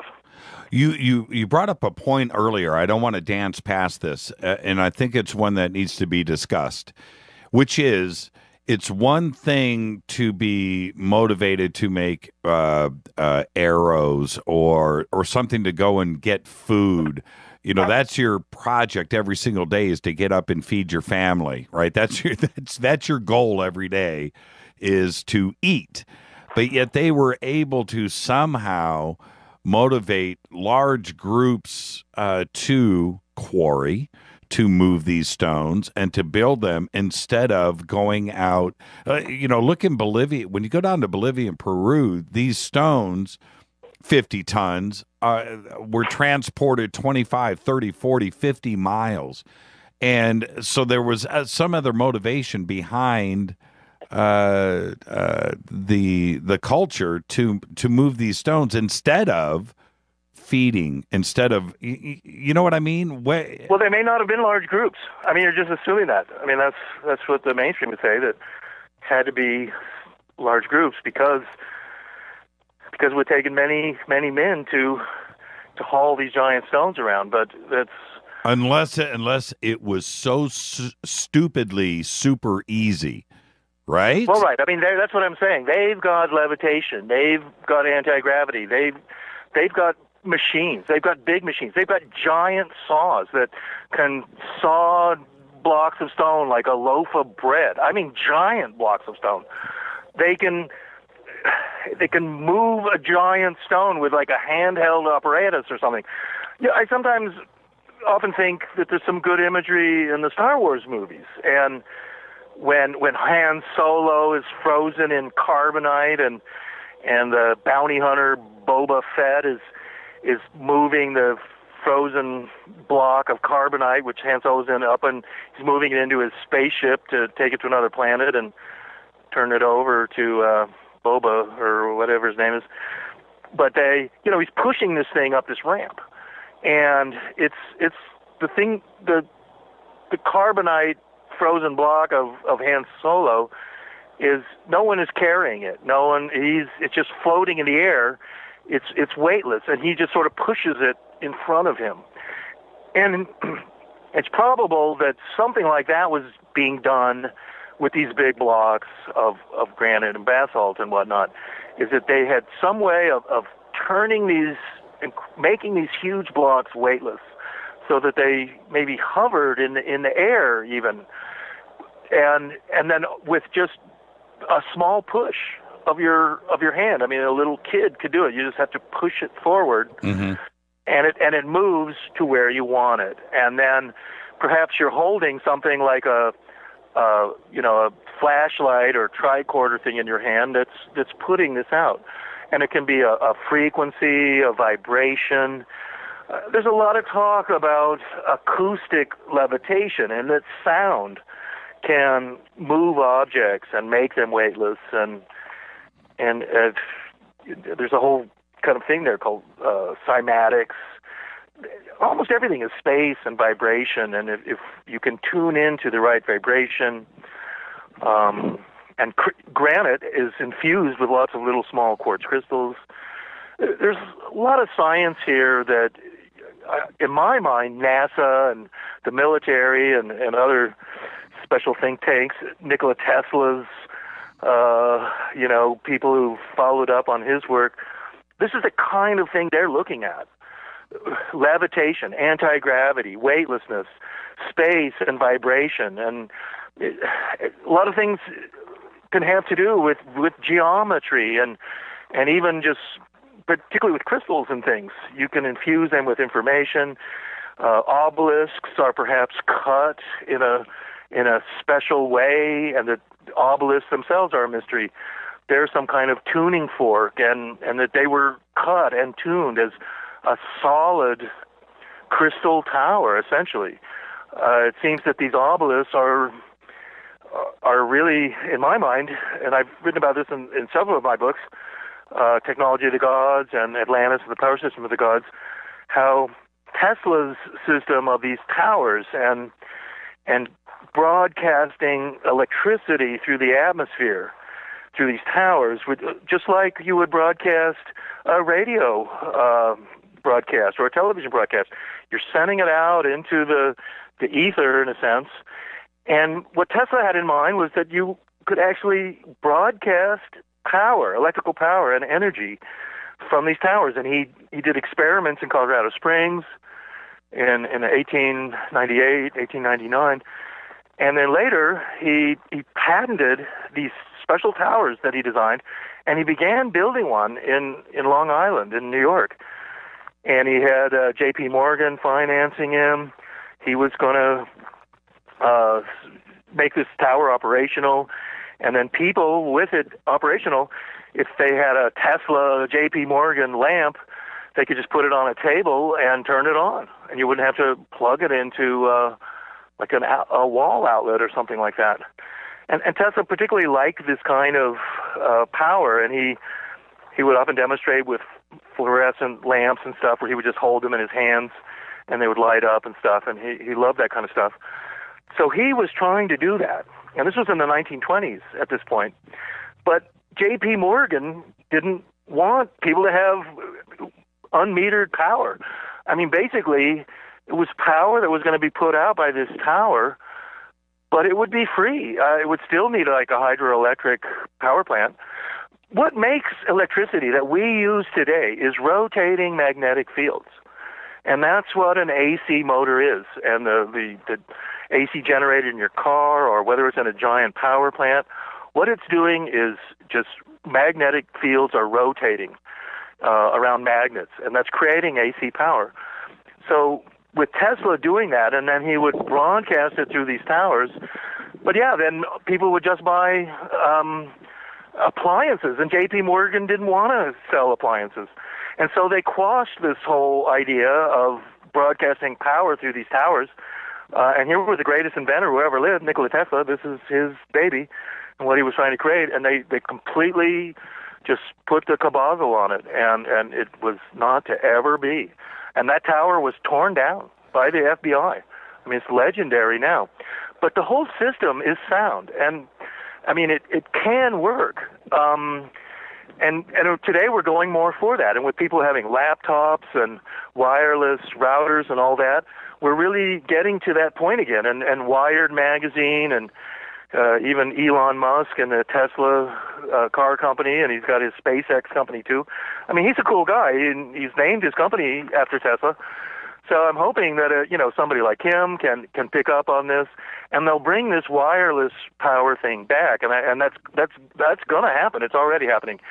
But now my point is about the obelisks. And apparently in ancient times, they were doing something like that, and they were broadcasting power through obelisks. And there had to be a power station still connected to it. But these obelisks are apparently these crystal towers, and, I mean, they're antennas. And there's no real other explanation for them. And because I wrote a book about obelisks some years ago, and as usual, I try and research my subject as best I can. And I found that there were very few books written about obelisks, and it was hard to find any information on them at all, or anything about Egyptologists writing about it. I mean, there were less than 5 books about obelisks, and I went out and bought them all and read them and stuff, and they don't have an explanation for what obelisks are about. The mainstream Egyptological explanation for obelisks is that they represent a ray of the sun. They're just simply a symbol of the sun reaching down and touching us, and the rays of the sun, which is or that it's phallic. It's some phallic. Well, and it's obviously some phallic thing, but they don't even talk about that. But it's like your steeple or the minaret at a mosque. Yeah, it has a very phallic look at it. But that's not their explanation. Their explanation has to do with the sun, and it's a ray of the sun. But the whole thing is these obelisks. They weigh 500 tons. They're giant monolithic pieces of granite. To quarry that and then lift it out of the quarry and then move it into place and then to erect it is a monumental task, all for no real reason. And not for anything functional. And not break it in the meantime. Well, and many have been broken, and just to make it stand up. Right. The Nova... There's one documentary that was done in the late 90s by Nova, and you can catch it on YouTube or something. And Mark Lerner, who's a well-known American Egyptologist who lives in Egypt and a buddy of Zaya was, he's in that episode. And it's about obelisks, and in it, they try to solve the mystery of how they erected obelisks. And they think that they built some cage around it, and they have a small obelisk, and then they kind of maneuvered it and make it all stand up. And in the documentary, they can't do it. Right. They're unable to do it. And then at the very end, they go to a guy in Massachusetts who has this interesting idea of how they created a big pit with sand in it, and then they gradually stood the obelisk up in this pit of sand.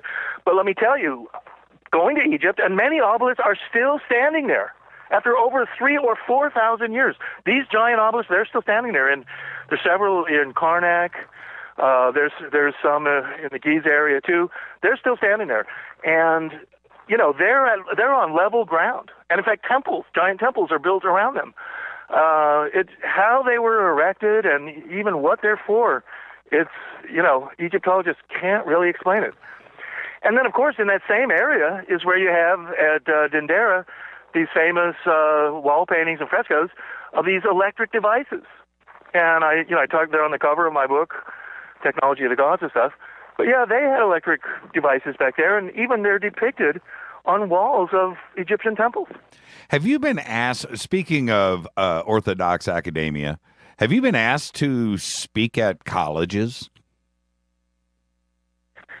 Well, occasionally, and even the Smithsonian Institution wanted to have me talk there at one point. I don't do very many kind of speaking gigs. I do some, but I'm traveling all over the world a lot, and it's difficult for me to actually make sort of important dates in the future. But why do you? I'm never sure I'm going to be actually, or what I'm doing. So. But why do you think it is that you should be, you and Jason and the crew? You guys should be speaking at every college on planet Earth. And there's a reason why not. Why don't you tell me why not? Well, look, I mean, I think it's a bunch of reasons.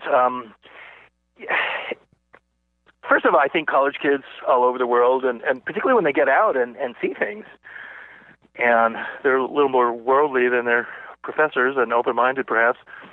And even the way that you're trained, just watching Star Trek and science fiction movies and stuff makes you maybe think in a different way. So the students there, I think, are pretty open-minded. The problem is with professors and then the people who are running these schools, they're caught in the past and in their own history books that they've written. And as you get older, too, it's harder for people who I think are older and are professors to suddenly change their minds about things and look at everything completely differently. I mean, people from our generation, Jimmy, back when you took LSD or something, and suddenly, it changed your perspective, and you saw everything kind of differently. And psychedelic drugs do that. They're saying now ayahuasca is popular that way, where you go and have that. So you need some kind of a revelation. I've also found that, I mean, one of my great advantages of traveling around and of course loving all this stuff is that I am free to travel. I'm free to go to these places. I earn enough money that I can afford to just take off and fly to remote places every once in a while and check things out and go there and see all the museums and do all these things.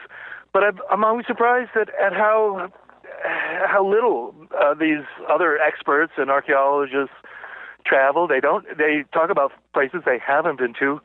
And what's kind of worse is that with Egyptology and archaeology in general, like the Mayanists are like this as well, you're a specialist in what you've learned. So you know so much about ancient Egypt, or you know so much about ancient China, or you know so much about the Mayans, but you don't have a broader schooling in all of those places. And so, I mean, I would be in Copan in Honduras, standing there with these Mayanists, and when you're there, the statues are amazingly Chinese, with these wispy Chinese mustaches and their hair tied up in a bun, and they're even holding yin-yang balls and things like that, and with these robes. And I spent a lot of time in China, and I would see these statues, and they're literally holding a yin-yang ball in their hand. And to me, I'm thinking like, wow, this is so Chinese. If the statue was in China, people would think it was a Chinese statue. But then I asked the archaeologists who was right there about any similarities, and they don't see any similarities to Chinese art and dress or anything like that. And the reason why is because they don't know anything about Chinese art or archaeology. They've never been there. They didn't study that. They studied Mayan art. They studied all the Mayan stuff.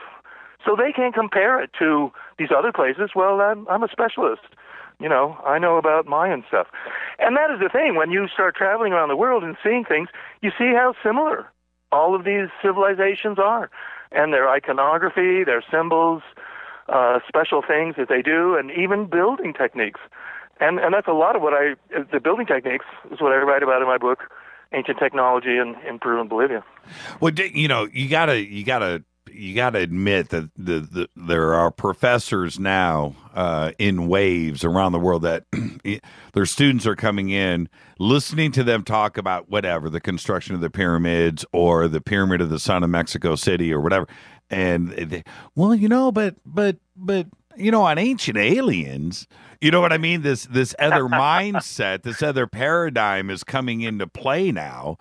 And at some point, the Ancient Aliens is like the extreme, for those guys, where this is like the far extreme, where, I mean, they don't even want to believe in ancient civilizations, crossing oceans and, Chinese, coming to America or something like that. Yeah, so. Yeah, but there's a whole nother generation now coming up that, like you said, totally open-minded, totally questioning what is in textbooks, and they have the internet in front of them. They have people like you and Jason and other researchers out there. And you can go far and wide. You can go to Carmen Bolter, Graham Hancock, Boval. You can go to all of these different researchers that they are exposed to now. And they can go and research themselves. And they go sit in class and they're rolling their eyes. They're like, I'm not buying this anymore. And that next generation is coming. And at some point, they're going to have to throw in the towel and start to look at other aspects of our distant past. Yeah, right. And that is coming. And ultimately, the professors, in fact, the whole term fuddy-duddy was coined in the early 50s by an American archaeologist who was criticizing the whole out of Asia, that everybody had to walk across the Bering Strait, and which was basically in the early 50s that was solidified as that's how everyone came to the Americas. And it was a archaeologist named Gladwin, and he wrote a book called Men Out of Asia, and that book was filled with it was a book about archaeology, and it had cartoons and stuff. But he coined the term in that book, fuddy-duddy, of all these professors who insisted that people, couldn't cross oceans in boats, and everybody had to walk across land bridges and things like that. And in fact, part of the problem is, and again, it's an advantage that, say, somebody like I have, or Eric von Däniken, for that matter, is that we're not tied to some university, and our income and future income and even prestige or something. It's not about being some university professor and having tenure and somehow retiring and writing textbooks. No, we're completely independent of that, and we don't care what those people think. But if you're in the university system, that's a problem for you. And I have seen this happen where I knew a university professor from Texas, and he was an archaeology professor. And then in the 70s, he got very interested in the Bimini Road, and he went out there and he did he wrote a book about it. He was probably on TV, the In Search Of show. He wrote a book called Stones of Atlantis, and he more or less endorsed the idea that these were authentically underwater stones from some ancient civilization before the Ice Age. Maybe we could call it Atlantis, blah, blah, blah. And what happened to him was, the university made sure that he was fired. They drummed him out. They made sure he did not get another job at any other university. He was finished when I met him in the mid-'80s. He was in Los Angeles managing an apartment building, and he was very bitter about the whole thing.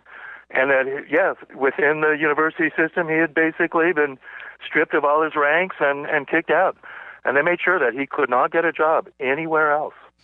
So that's what it's like out there. I'm going to ask you a couple of quick questions as we head in to the top of the hour and take a break. How old do you think the Giza Plateau actually is? 3,500 BC, out of the question. That's my opinion. But how old do you think they are? Do you think they're 50,000 years old, 20,000? I know you've thought about it a lot. Well, one thing about those structures there, they're built to last, and the Great Pyramid is a good example. Although they've tried to dismantle them as much as they could, that was mainly done by the Arabs, and a lot of the facing stones are taken. But the Egyptians in general, and whoever built the Great Pyramid, and the other pyramids there are actually just as impressive, practically. I mean, they're building things to last, not just last for hundreds of years, but to literally last for thousands of years. And most buildings in Egypt have lasted for thousands of years, in excess of 3,000 in most cases, and in some cases 4,000 or 5,000 years, and they're still standing. That's how good those buildings are. I mean, with the Great Pyramid, it's hard to say. You would think it's over 10,000 years old, coming from some earlier civilization that sort of the time of Atlantis. I mean, it's so fascinating to think of when, as a power plant, it would have been operational and what it was doing. Sending a maser, is what Christopher Dunn says, literally to a satellite, and then from that satellite it could be distributed all over the Earth, just like as we would, like satellites beam down, television stations and stuff today. So, yeah, what the world would have been like back then, but it wouldn't be, this consumer culture that we live in with all the different brands of things to buy and commercials and advertising and things like that. I mean, it wouldn't have been a world like that, but there was power plants, there were big cities, but much of the world would have been very primitive, as much of the world is today. I mean, if you go into most places in the Amazon jungle or into New Guinea and lots of places in Indonesia and Africa and stuff, I mean, they are very, very primitive, even today. People don't have running water, flushing toilets, electricity, any of this type of stuff. And yet, there will be airports somewhere around there, and people will fly in, government agents, aid agencies, they'll fly into some airport, and that airport's got electricity. There's even cars and buses at that airport. But once you go outside, a little bit, suddenly people are living literally in the Stone Age. Yeah, that's an interesting point. I hadn't quite looked at it that way, but yeah, that's an interesting point. And the other, and you just touched upon this, we look at the Giza Plateau today, and it hasn't changed. It hasn't changed in 2,000 years. In that it was built to last, and if it looks like it does today, over the last 2,000 years, and you go back to 3,500 BC, it probably looked the same. In other words, the Egyptians more than likely just inherited the pyramids. They were just there when that culture started to rise at 3,500 BC. I think they inherited it. And there's a reason why there's no hieroglyphs. If David, if you built a Great Pyramid, don't you think you would have carved your name in it somewhere? Well, if it was a tomb for a pharaoh, you would think that, yeah, his name would be there somewhere, and it's not.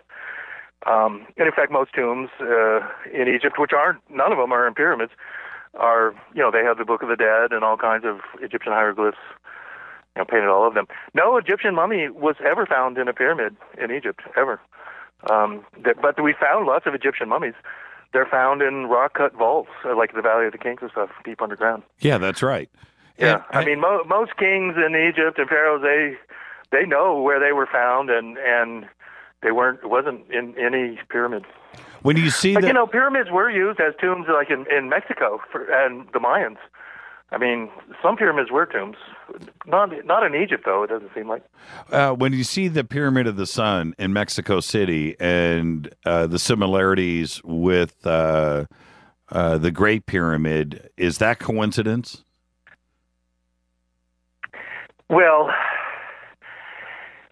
that is a huge pyramid complex. They look a little bit differently on the step pyramids.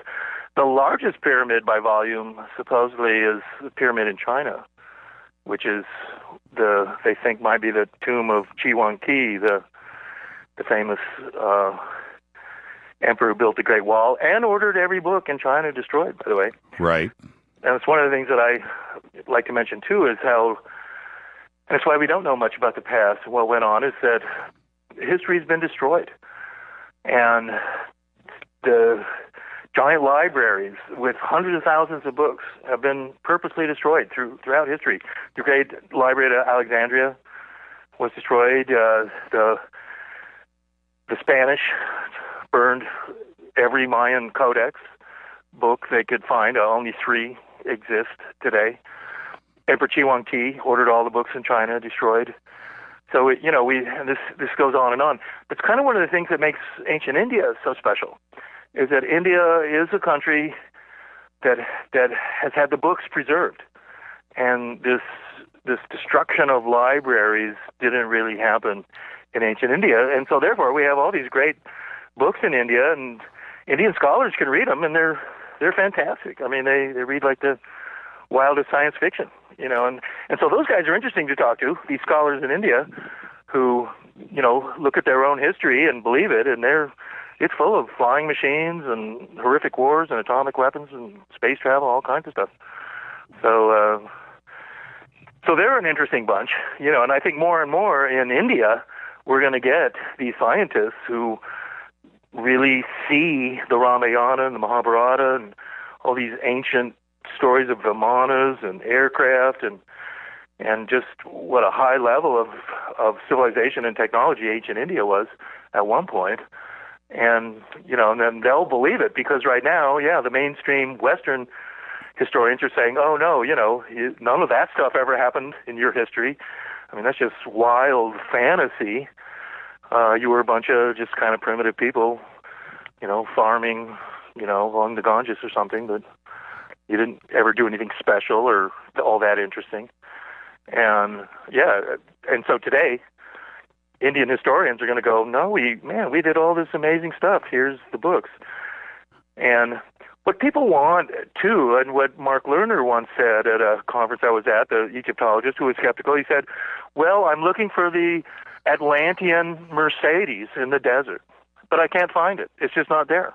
And so, I can't believe in Atlantis or these ancient civilizations and this was before Göbekli Tepe had been discovered. Oh, all those guys can do a drink. Yeah, shot. They just did. Yeah. So he's saying anyway, so how they're going to do all that or all these ancient civilizations and anyway. Yeah, let's. We're up against a break here at the top of the hour. When we come back, I want to talk about Africa, and you've got to share your story about Idi Amin and what went down in Uganda. And then also, I used to live down in Panama, Central America, in the Canal Zone, and I was able to visit some Mayan stuff that was down there. And there were talks about when I lived there about the Olmecs.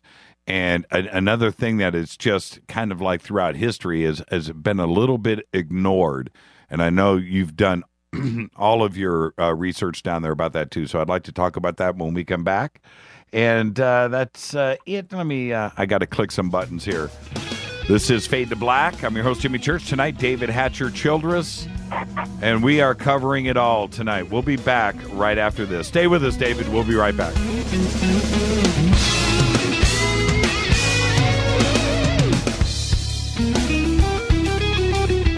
Hi everybody, this is Rob Halford, the Metal Guard on JimmyChurchRadio.com. KGRA Radio.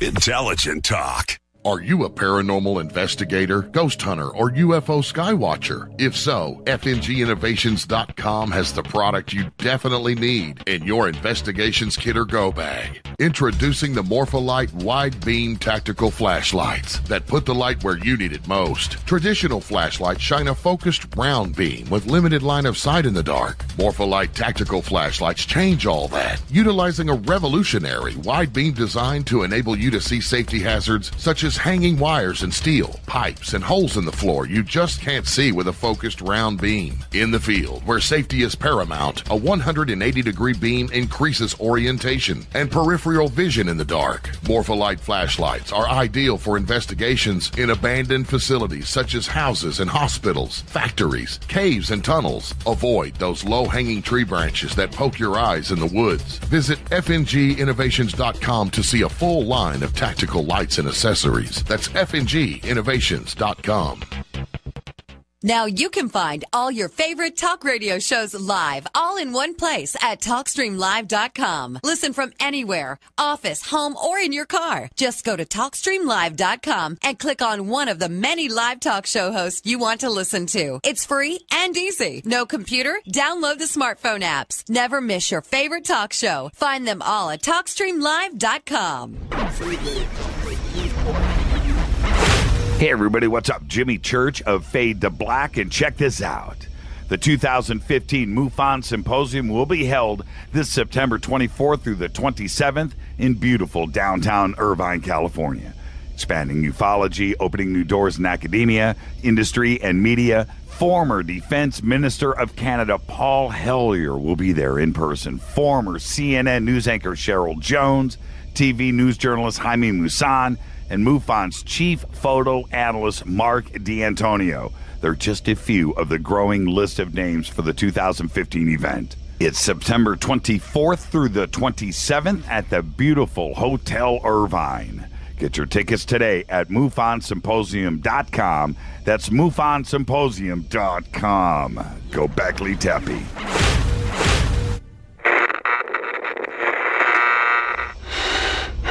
You want to know a secret? I love ponies. I really love ponies. I'm serious. I couldn't stay sane without ponies to brush. Why fade to black? Because you never got that pony, damn it. This is Fade to Black with Jimmy Church on the Game Changer Radio Network and KGRA, the Global Radio Alliance.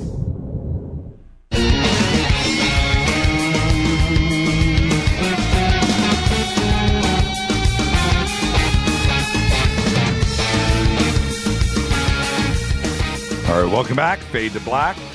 I'm your host, Jimmy Church. Tonight, David Hatcher Childress is with us. What a great week we've had here on the show. It's a great way to wind up a week.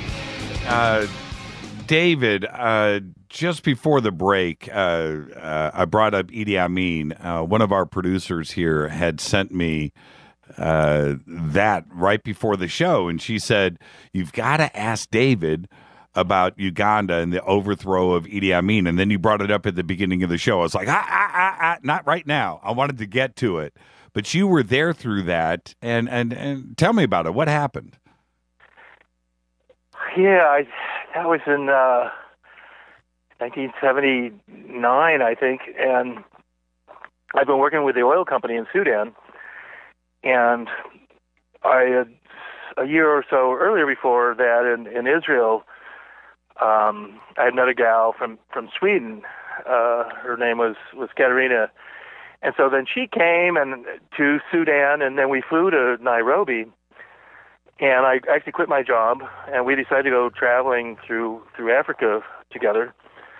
And we were in Kenya at the time, and I had already spent some time in Kenya. And we were trying to go to Tanzania and actually to Mount Kilimanjaro. But at that time, Kenya and Tanzania had closed their borders, and Kenya had largely, or Tanzania had done it because most of the really good game lodges are in Kenya, but the good game parks are really in Tanzania, like Ngorongoro Crater and large parts of the Serengeti Plain and stuff. So Tanzania closed the border between Kenya in order to force tourists, European tourists mainly, to fly directly to Tanzania.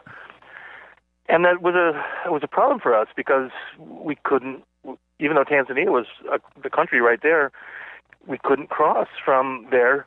We would have had to fly to some other country, Addis Ababa or something, and then fly again. And airfare was really expensive back then, and it still is today.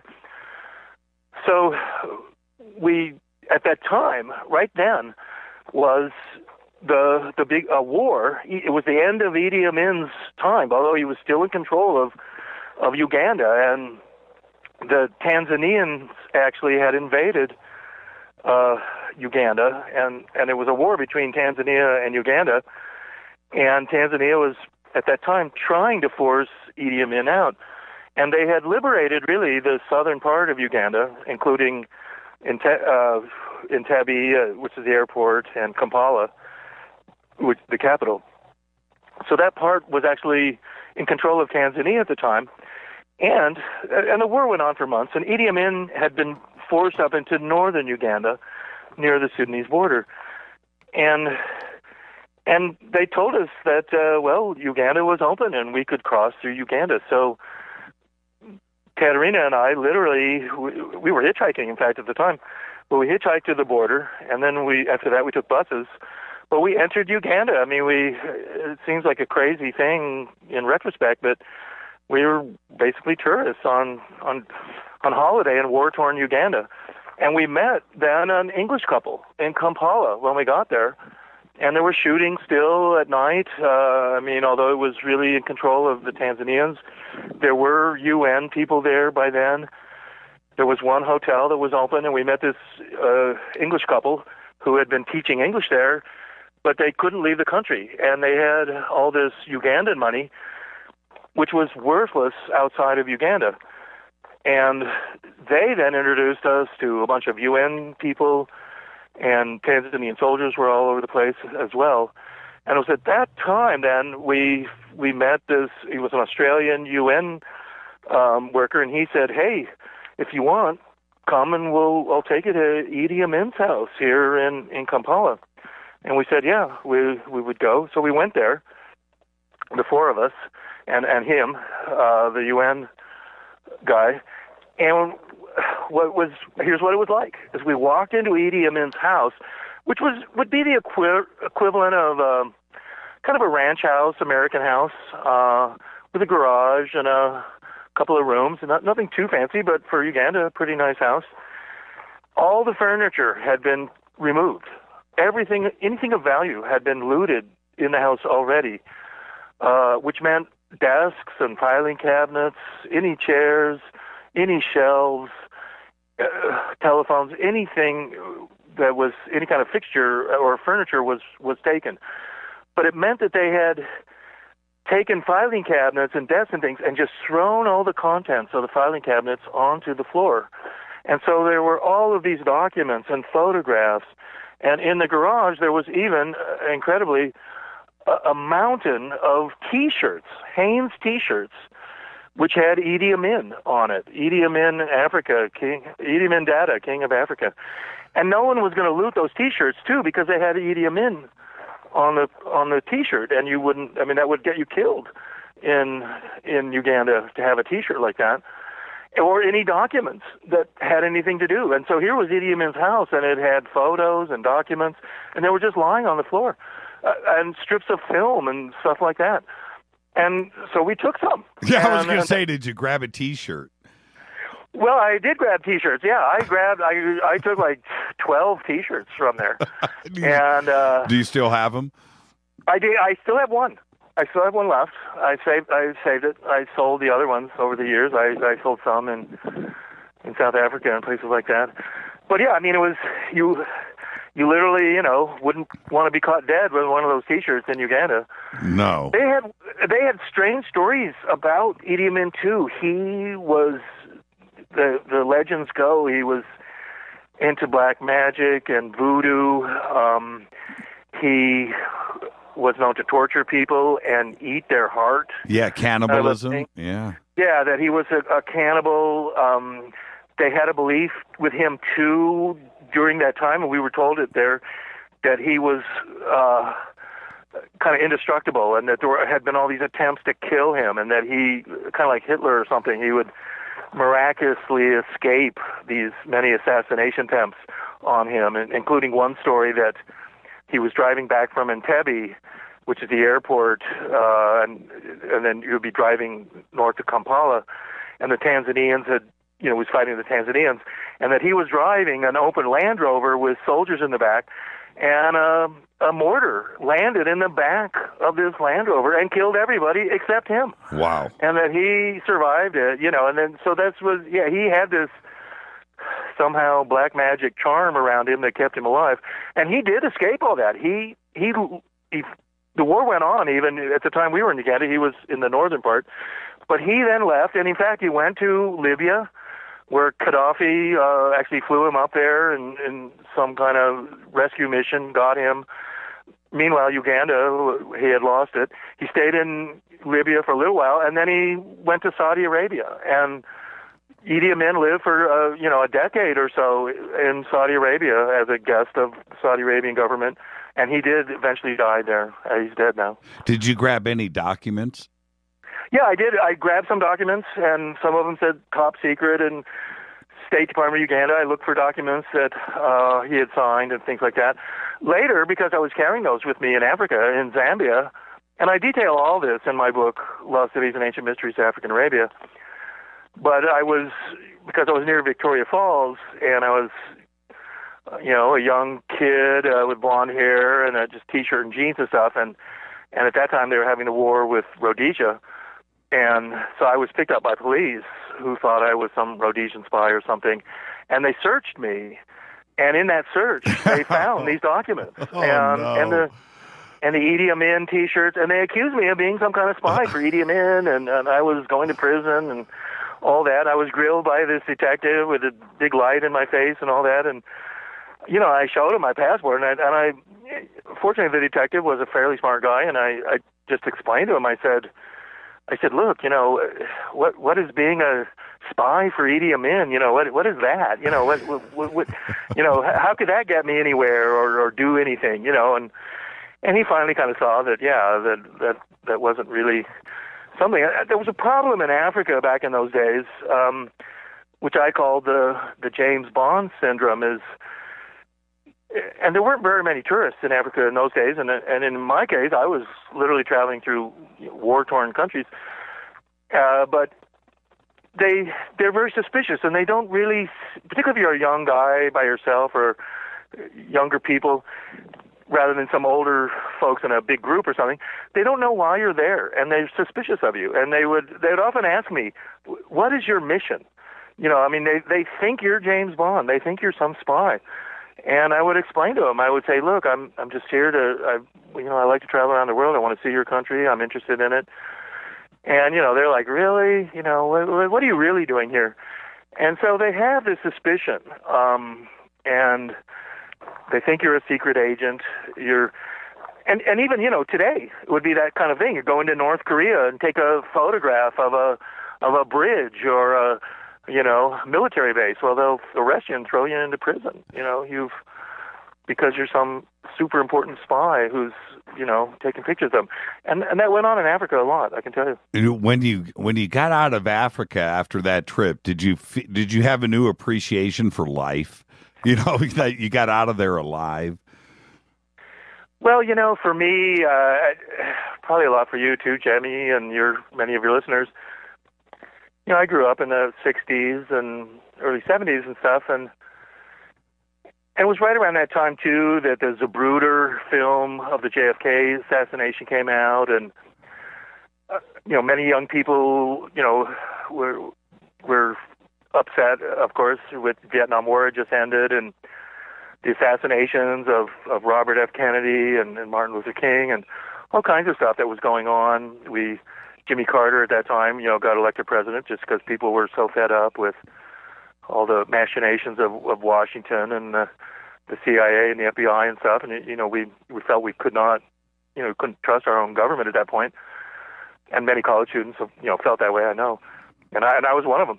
And so, I left America thinking America was this kind of screwed up country and had a lot of problems, and the government was corrupt and whatnot. But when you travel around the world and you start seeing other countries, you see that America's, less screwed up and less corrupt than most countries are. And that was certainly what opened my eyes. There's countries all over the world. Yeah, America's a kind of screwed up country, but the rest of the world is even more screwed up. Yeah, I had the very same experience. When you're raised here in the United States and you experience it, that's one thing. Get out. If you don't think we have it good here, you think it's all screwed up, go somewhere else. And then look back into the United States, and you realize. Just go down to Mexico. Yes, man. As you travel through Mexico, if you drive through Mexico, you're going to go every couple of times a day. You're going to go through a military roadblock. Yes, you are. Okay, the military's going to get you out. They're going to search your car. That's just a normal drive in Mexico. Yes. I've had some really messed up experiences outside of the United States.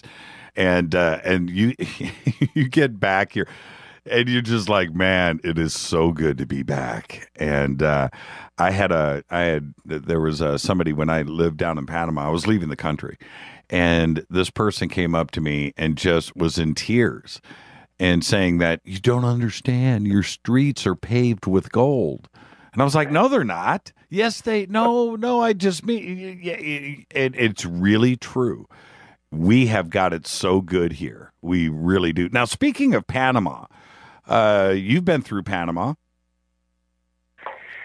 I've traveled quite a bit in Central America, and I've been only to Panama City I've not, so I don't know Panama very well. Oh, okay. I thought I saw a video of you looking at some Olmec stuff up near Costa Rica and the Panamanian border. In Costa Rica, yeah, I've been to Costa Rica and the giant balls and Olmec stuff there. Yeah, sure. But I've not. So I've spent more time in actually Nicaragua and Costa Rica and Guatemala, but not really Panama. But you know what? It's from what I understand, there is Olmec stuff in Panama. Although, again, with mainstream archaeology, officially the Olmecs are not that far south. They want ancient civilizations to stay within certain small areas. They're not really that much in contact with their neighbors even. So how extensive the Olmecs were is interesting. And I'm sure the Olmecs were all the way to Panama. And in fact, the Olmecs were in Colombia too, it looks like. Yeah, and when you go through the jungles of Costa Rica and Honduras and Guatemala, so much of that stuff is overgrown with jungle. You can walk past something extremely old and not even see it. That's right. I mean, and there's still lost cities out there. It is thought that in Guatemala there's over 10,000 undiscovered pyramids in the central areas and northern areas of Guatemala. There's just so much that jungle area beyond Tikal and stuff. And the same in Panama and Colombia and stuff.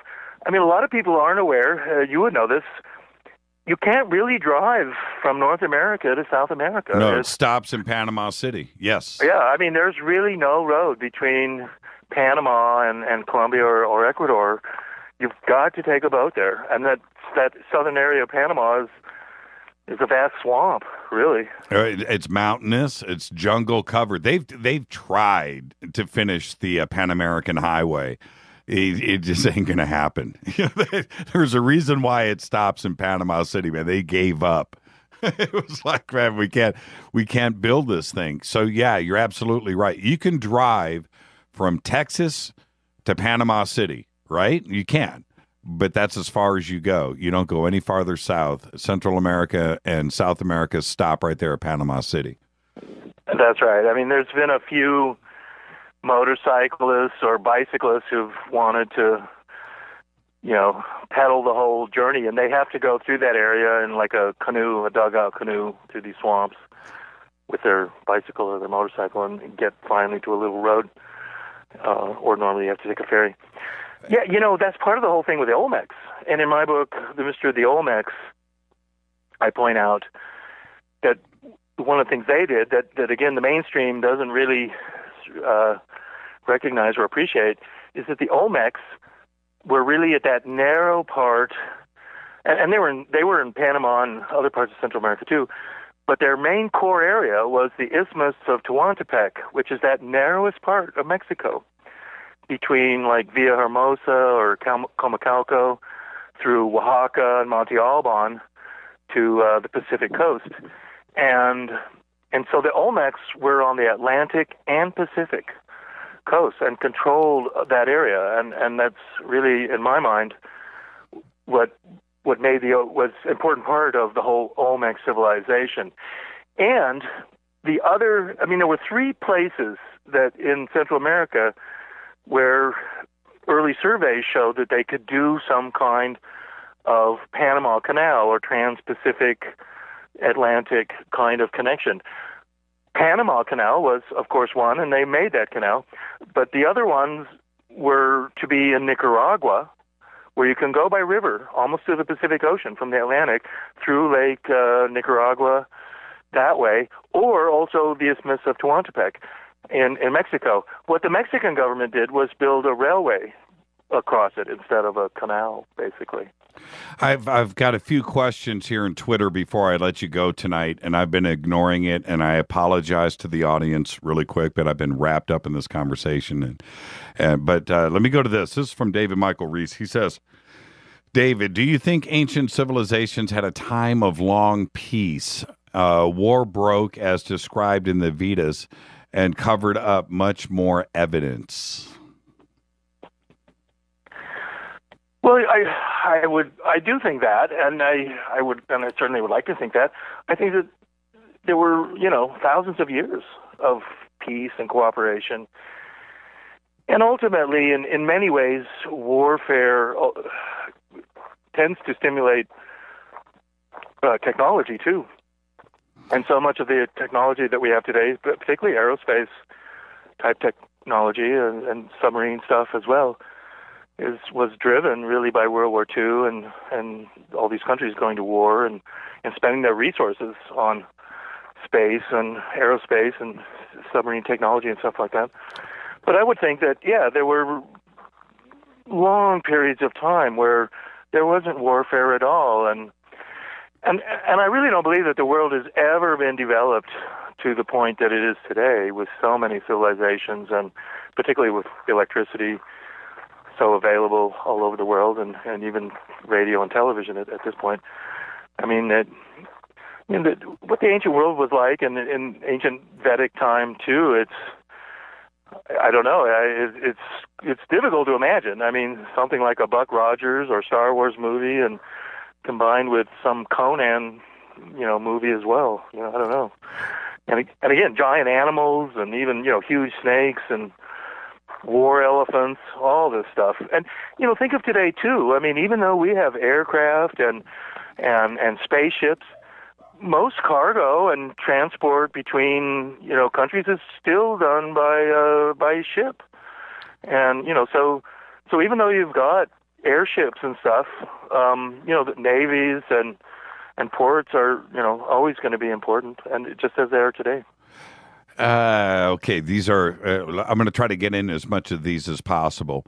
Ask David if Göbekli Tepe is the cradle of civilization, in reference to Noah's Ark was recorded in one of the stone pillars at Göbekli Tepe. Well, I would not think it is the cradle of civilization. And Noah's Ark. That story of Noah's Ark is one of a civilization that precedes us. I mean, and it's one of the things they say too, that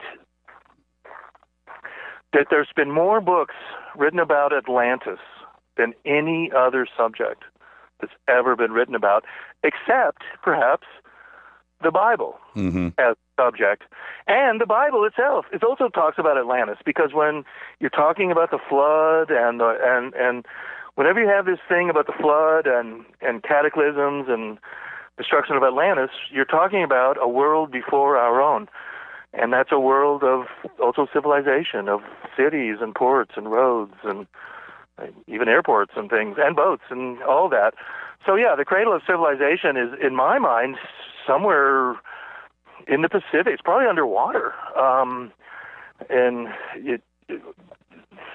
in the Far East, I mean, their stories is that we are really from some underwater lost continent that's either in the Pacific or in the Indian Ocean, like between India and Australia. That's what the Tamils believe and stuff. Right. Now I'm from Illinois, and so are you. And the stories about an underwater Stonehenge in Lake Michigan. What do you think about that? Yeah, sure. No, there's underwater stuff in Lake Michigan. I've seen news articles. In fact, one of the upcoming episodes of Ancient Aliens has a Stonehenge thing that's in it. It's also in Lake Michigan, way up in the Michigan part. And even years ago, Chicago TV, back in the late 80s, had a whole story of this with underwater footage and stuff. This Stonehenge that was underwater. It was I'm looking at it here. They're incredible pictures, no doubt. Now, before I let you go, I ask every guest, and somebody's just reminded me here to do this with you. What's your favorite band? My favorite band? Yeah. I like music a lot, and I've got a big record collection. It's hard to say a favorite band. Well, you've got a Desert Island Disc, man. What is it? Well, look, I'm a guy who grew up on kind of American country rock from the 60s and 70s. Of course, I love the Beatles and but I grew up on really the Byrds and Crosby, Stills and Nash and the Eagles and Allman Brothers and all that. Tom Petty is kind of a successor to all that, and I like a lot of music. I love I like reggae, and I really enjoy African music and sitar pop. I have a lot of unusual kind of sitar pop stuff that comes out of England usually. And a lot of Beatles songs have the sitar and whatnot in it. I always pay attention to any song that has an electric sitar as part of it. That's interesting, and I can see that too. I can see that. Now, we just had Christopher O'Brien on the show, and Ron James too as well, and they were talking about and what looking forward to this Grand Canyon expedition that you guys are going to go and kick off with next month. Are you excited about that? Oh yeah, that'll be fun. Yeah, we did that a couple of years ago, and with our buddy from Zuni, Clifford Mahooty. Right. He was part of it. Hopefully he'll be on this trip too. Oh, it's always good to go out on some adventure, and there's plenty of adventures right here in the United States. People should just stop listening to the radio and then get out there on the road. I got to thank you so much. I had such a great time tonight. We left so much stuff on the table. I know that this will be part one. I can't wait to get you back for part two, and maybe I'll see you out at Travis Walton's Skyfire Summit, and I'm looking forward to that. Oh, that'll be great. I'll be there for that, and I hope you listeners will check out our magazine, World Explorer, at wexclub.com. We're a club, but we're a magazine. It's a slick, fun magazine with humor and Gobekli Tepe is in it, and Atlantis and Ancient Aliens and all this kind of cool stuff. And this is what's so great about your show and Ancient Aliens and Coast to Coast and everything. It's that, these things are important. And people who are interested in this stuff and listen to your show, they're smart. I mean, you can't really be interested in anomalies and, the unexplained if you don't know, the mainstream stuff. So, yeah, just, once you get a little bit above the curve, you start asking questions and wondering, whether the experts that you see on TV really have all the answers. And so people will turn to shows like yours. You sound like you should be hosting this show. You're preaching to the choir right now. That's exactly what we talk about every single night. That's right. Well, your listeners, they're cut above the average Joe. And they appreciate that, and they've already tweeted out a few times tonight that you are officially an honorary Fade or Not here on Fade to Black. Thank you so much, David. Hey, it's been great to be on the show, Jimmy. Thanks. And I'll talk to you soon. David Hatcher, Childress, everybody. Thank you so much. 2 years in the making, and it was all that. Let's take a quick break. This is Fade to Black on the Game Changer Network and KGRA The Planet. I'm your host, Jimmy Church. Thank you, David Hatcher, Childress. It was all that. When I come back, since this is now Fade or Night, I'll be taking your calls. 323-825-5045. Let's light it up. Let's make it Fade or Night for the next half hour. I'll be back right after this.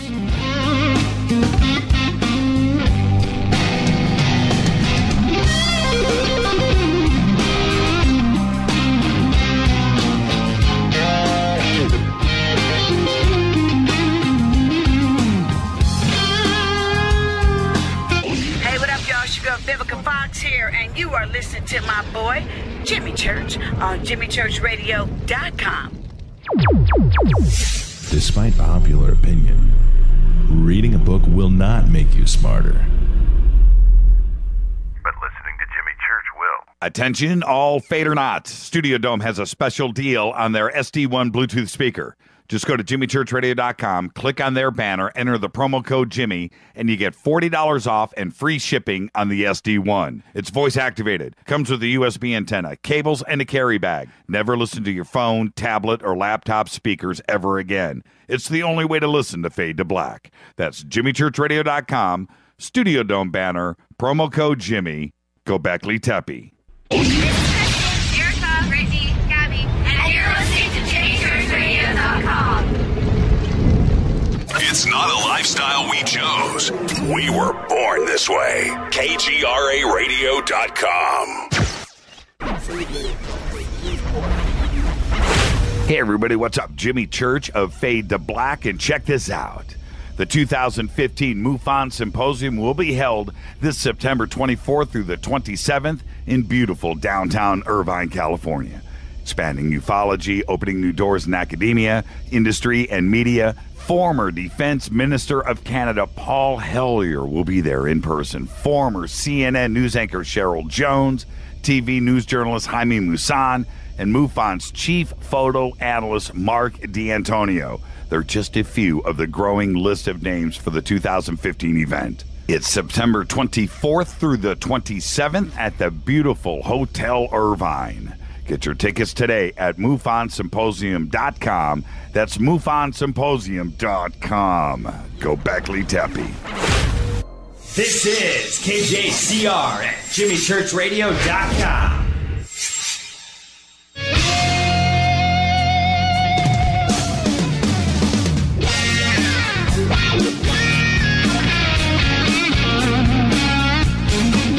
All right, welcome back. Fade to Black, the Thursday edition. Thank you, David Hatcher Childress. Absolutely amazing conversation. Phone lines are open. 323-825-5045. Let's do Fader Night now. Phone lines are open. 323-825-5045. Also, and I thought about this right before the show tonight, if I was going to be able to get to some phone calls tonight. I am backed up on books. I have got a ton of books here. First-time callers tonight are going to get an autographed book from somebody, and they're all good. They're all killer. And I'm looking in front of me here in the bunker, and oh man, I've got to have 30 or 40 books here stacked up in front of me. First-time callers, 323-825-5045. Little reward for canceling Fader Night tonight. So let's do it now. And now this week on the show, some of the things that we can talk about. One of them I'm going to cover here in just a second. But we had Jennifer Batten on the show on Monday, Michael Jackson's guitar player, here. And what a show that was. And I want to know from you. I haven't taken calls all week. It's been such a busy week. Jennifer Batten on Monday. We had Vahan Setyan on Tuesday, Rewriting History, Göbekli Tepe, the Armenian Plateau, Kara Hunj, the Armenian culture, and what it means to us all. We did that on Tuesday night. And by the way, it is the email and everything that has come off of that show. That was a historical show on Tuesday. Would like to talk about that. Last night, Larry Holcomb on the show and his new book, Presidents and UFOs, The Secret History from FDR to Obama. Last night, that was an incredible show. And at the end of the show last night, I wanted to drive this home, and I was watching this on Twitter and also on Facebook and a couple of emails. The significance of no Roswell between 1947 and 1980. It's not there. In ufology, it's not there. Any research, no, there was no reference to Roswell. There was a big gap there. I did see somebody tweet out, and thank you for that, a couple of shows, links to Long John Nebel, The Party Line. Go and listen to any of those shows. There's no mention to Roswell anywhere. There's a big gap in history. That squashing, that disinfo campaign was successful by the governments. And then we have tonight, David Hatcher Childress.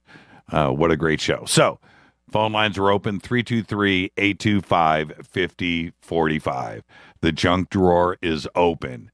So let's do this. Now, today, I wanted to talk about this.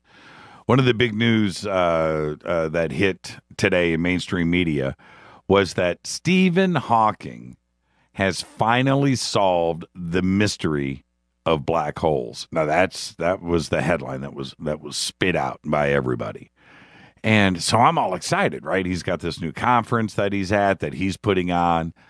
and I read through all of the different announcements that were out there.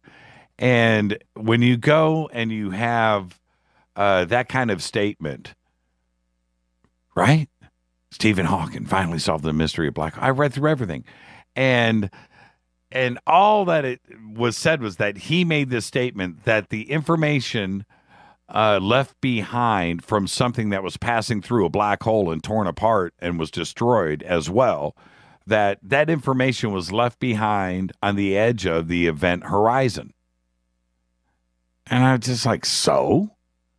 That's not the mystery of the black holes being solved. You know, what...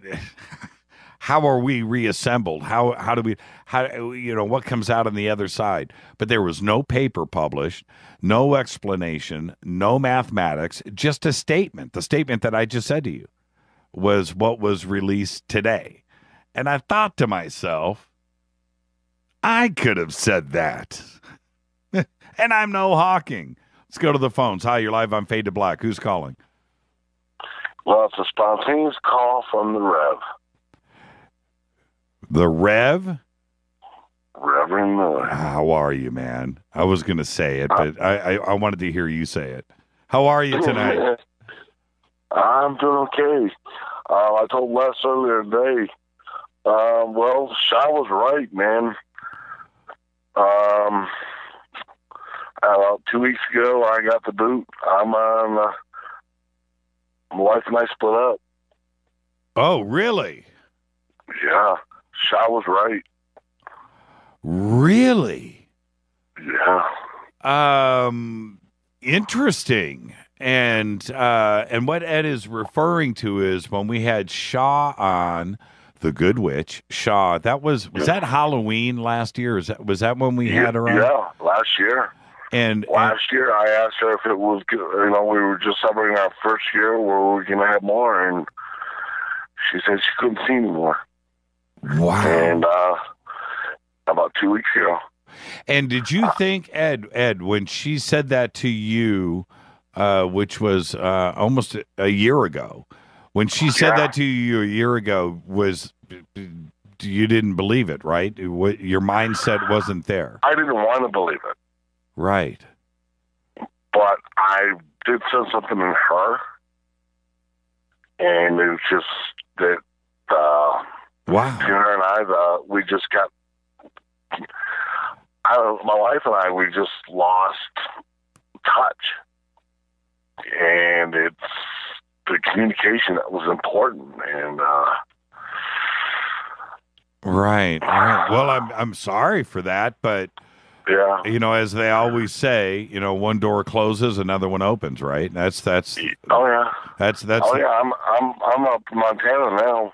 Well, did you have you reached out to Shaw to tell her that? No, I haven't talked to her yet. I haven't talked to.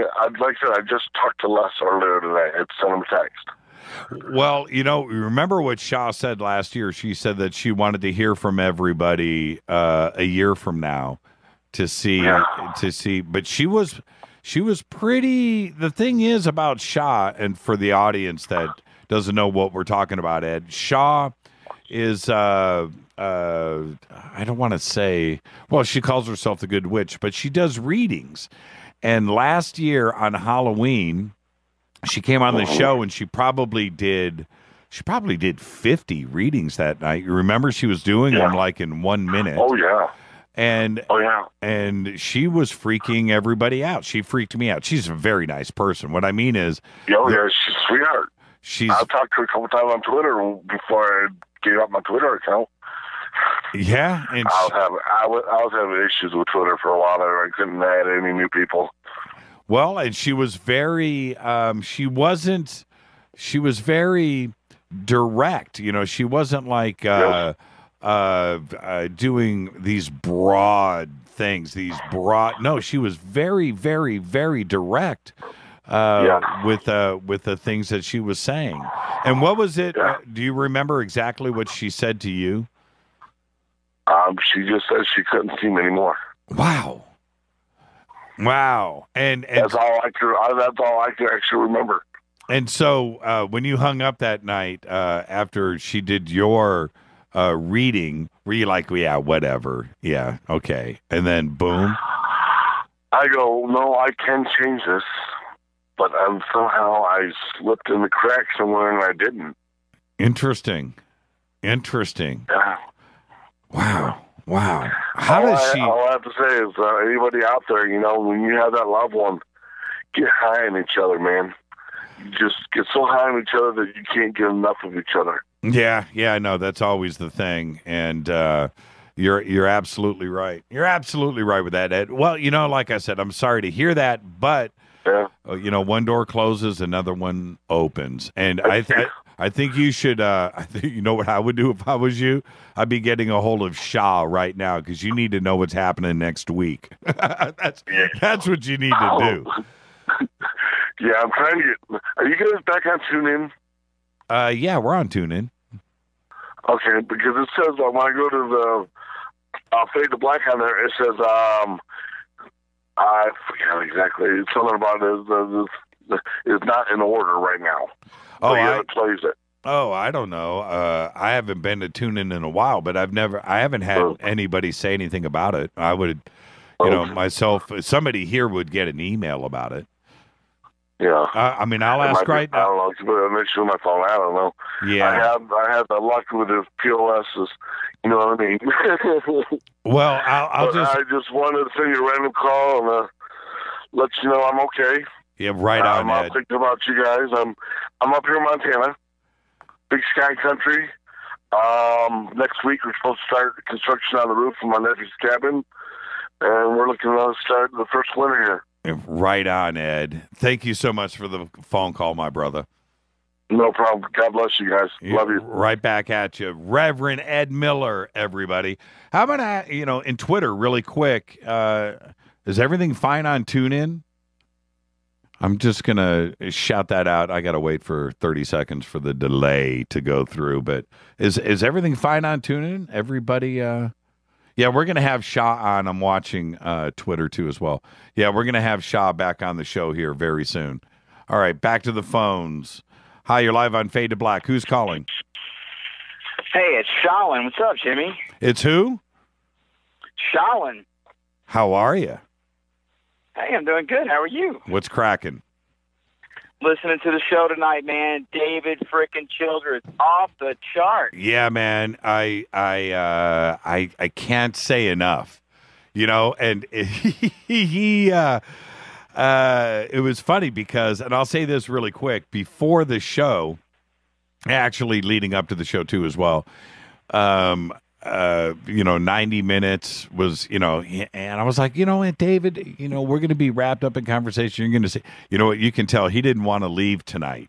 And I felt kind of bad, keeping him on for another half an hour. He's a busy guy and everything, but he didn't want to leave tonight, did he? Man, to be honest with you, I didn't know if he was going to be able to take a break. Totally. David had a lot to talk about, and did he actually breathe during the conversation? I know. You caught that. I couldn't tell. Yeah, that was awesome. That. You didn't have a chance to ask very many questions at all. Well, and that's my job. That's great. That's great. I don't need to. But hey, when you got somebody like that that's going to come on air, tell him to call me next week when I need somebody to interview. All right. All right, Stallone. Hey, listen, check this out. Did you have any idea about his travels around the world like that with a backpack? It kind of when you see him the next time on Ancient Aliens, you're going to look at him with a different set of eyes, aren't you? I always seen he's like the Indiana Jones or whatever people talk about. He's the Indiana Jones of today. No, this man really lived it, and he's really done it. Have you gone? That is awesome. Yeah, have you gone back, and if you haven't had a chance to do this, you should, but have you gone and looked at his old videos that he did exploring? They're up on YouTube. You can go and find them. Have you ever gone back and watched any of those? No, I say no, but yes, I have done a few, but I haven't done enough research to really look into his history. When when I found him, and the way I found him was through Ancient Aliens, and I did some research on the guy. This guy's been around the world, man. He's been around the block. And for Ancient Aliens to have someone like him on the show, to me, is he compares to me like, you know, the Eric Von Daniken of those people. They, you know, he's really done this. He's lived it. He's done it. And to have him on the show, they should pay him like you wouldn't even believe the amount of money. Yeah, you know, just to have him on the show. Yeah. You're absolutely right. But he's been there, done that. And to hear him, that story today about going through Idi Amin's house in the middle of a civil war, that's insane. Right. That's insane. It's insane. That was a great interview, man. And I come in late tonight. I had an interview myself with a witness from MUFON, and I was trying to get out of there and trying to get to me. I was like, dude, I got to go. Jimmy Church is on, man. So I kind of made it in late, but I caught enough of it, and you kept him on long enough that it just made it so much worthwhile, man. What a great night. And I thought that last week's show with David Wilcock and Corey was good. And then Jennifer Batten on Monday. Come on. Huge cyber boner. Yeah, right. Right. Tonight was just awesome, dude. Top of the charts. Absolutely. Yeah, we get lucky here, Shaolin, in that it's like this every single night. And I'm serious, man. I'll get to the end of a show or the end of a week or the end of a month and go, man, I cannot believe it. And I'll go back and look at the guest and what we went through. And it blows my mind. It's just like every single night. I come off of it just going, man, did we just do that? You know, Well, I have a question. I mean, and this is going to be a question I think that some of the listeners have too. And I hope it's not too direct, but I'm going to say it anyways. Mm-hmm. How in the hell do you come off of the end of the show and not feel like that you've just been on the most vicious high in the world? What does it feel like to you when you come at the end of the night and you shut it down, you push the button, right. It's over? Explain to me and the listeners, how does that feel? Does that feel like, you know, what does that really feel like to you? Okay. All right. I'll tell you. The first, right after I send out that last tweet, right? Okay. My adrenaline is still there. But after about 5 minutes, because I don't remember the show, you know, forget about that part. But you come down off of that adrenaline thing, and then I am exhausted. Rita will tell you that she'll be talking to me, and I'm like I'm out there in space, and it's just like this release. Yeah. And I'll remember it the next day more than when I come off of a show at night. And everybody needs to realize it's a 3-hour show. It's 3 hours where I have to be completely mentally engaged. And I know the feeling. Yeah, completely focused. You can't let your foot off the gas. And so that's what's going on. But at 10 o'clock, I send out the last tweet. I'm switching off switches, and then I just kind of go, oh, man. 10 minutes after that, it hits me. It hits me. It's the adrenaline rush is off, and your body and everything that's going on in your brain is shut off. It's an awesome feeling. I know. You know, I've been playing acoustic music now for 3 years solo, and I kind of get the same feeling. I got to do 4 hours though, Jimmy. I got to tell you, I got to do 4 hours. And coming off at the end of the show, and everybody's coming up to you in these bars I'm playing and stuff, and they've already got their beer buzz and things on, and they're really getting into your music.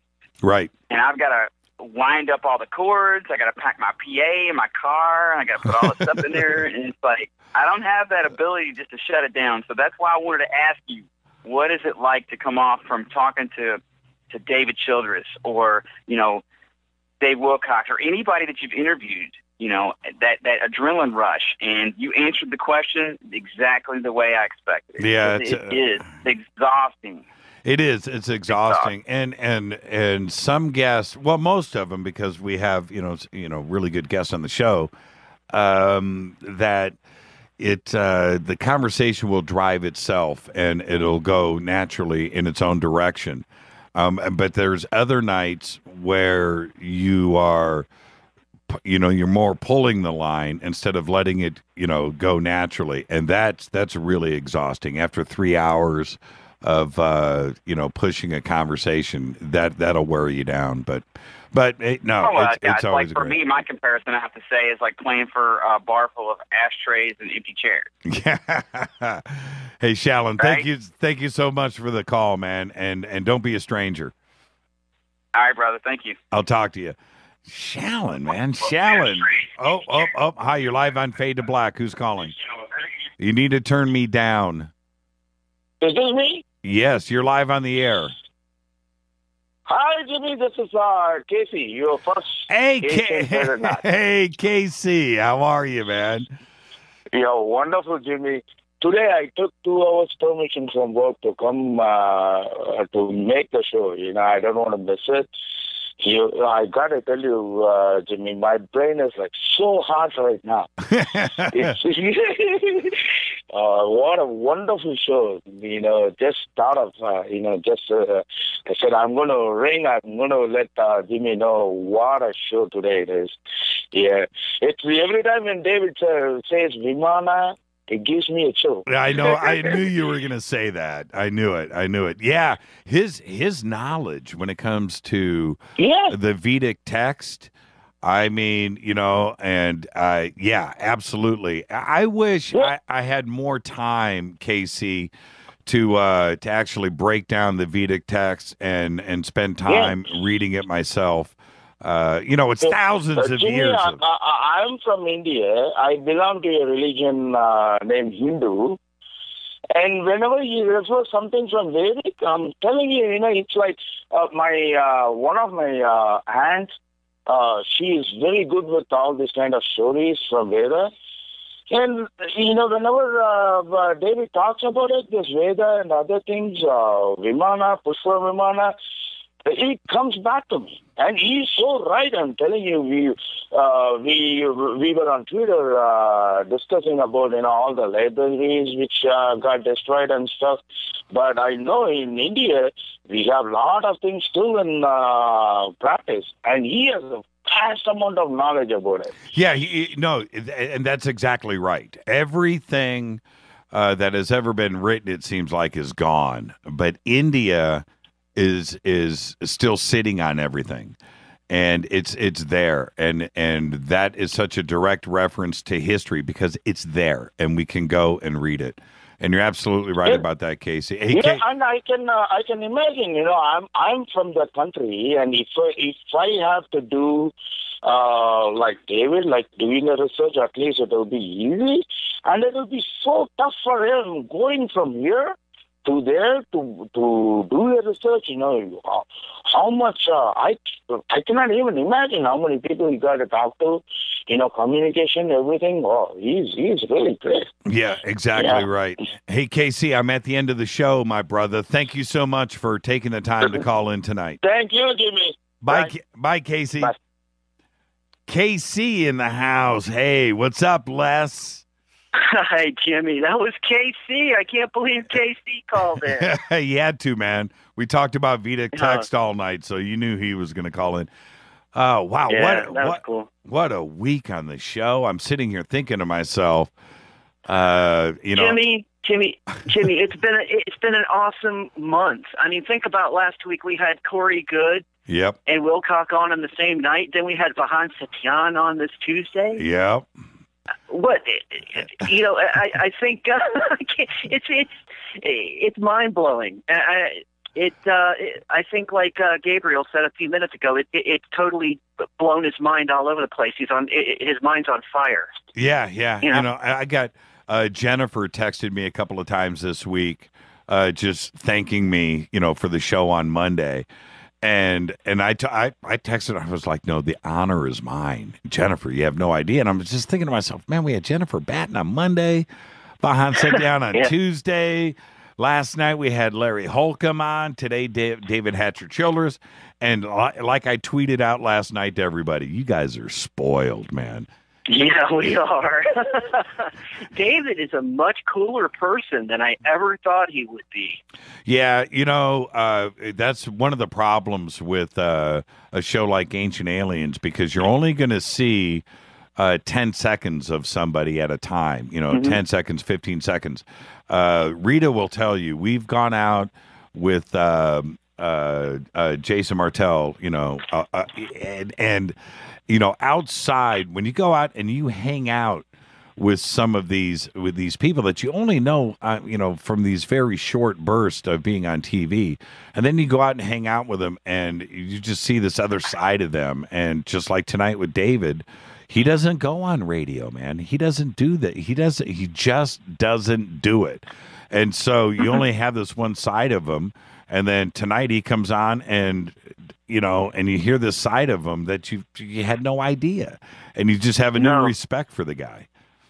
No, huge, massive amount of respect. A lot more respect than I had for him before. That's for darn sure. And thank you for that, Jimmy. Yeah, I appreciate that. Thank you. But that it's absolutely right. And to think about, I've done some crazy things in my life, but I can tell you what, I haven't gone through war-torn Africa with a backpack and $3 in my pocket. That's Idi Amin. That's just insane. Can you imagine getting detained by some African, police somewhere in some country during that, and you've got secret documents of Idi Amin in your backpack? Oh, God, no. Oh, man. Oh, man. All right.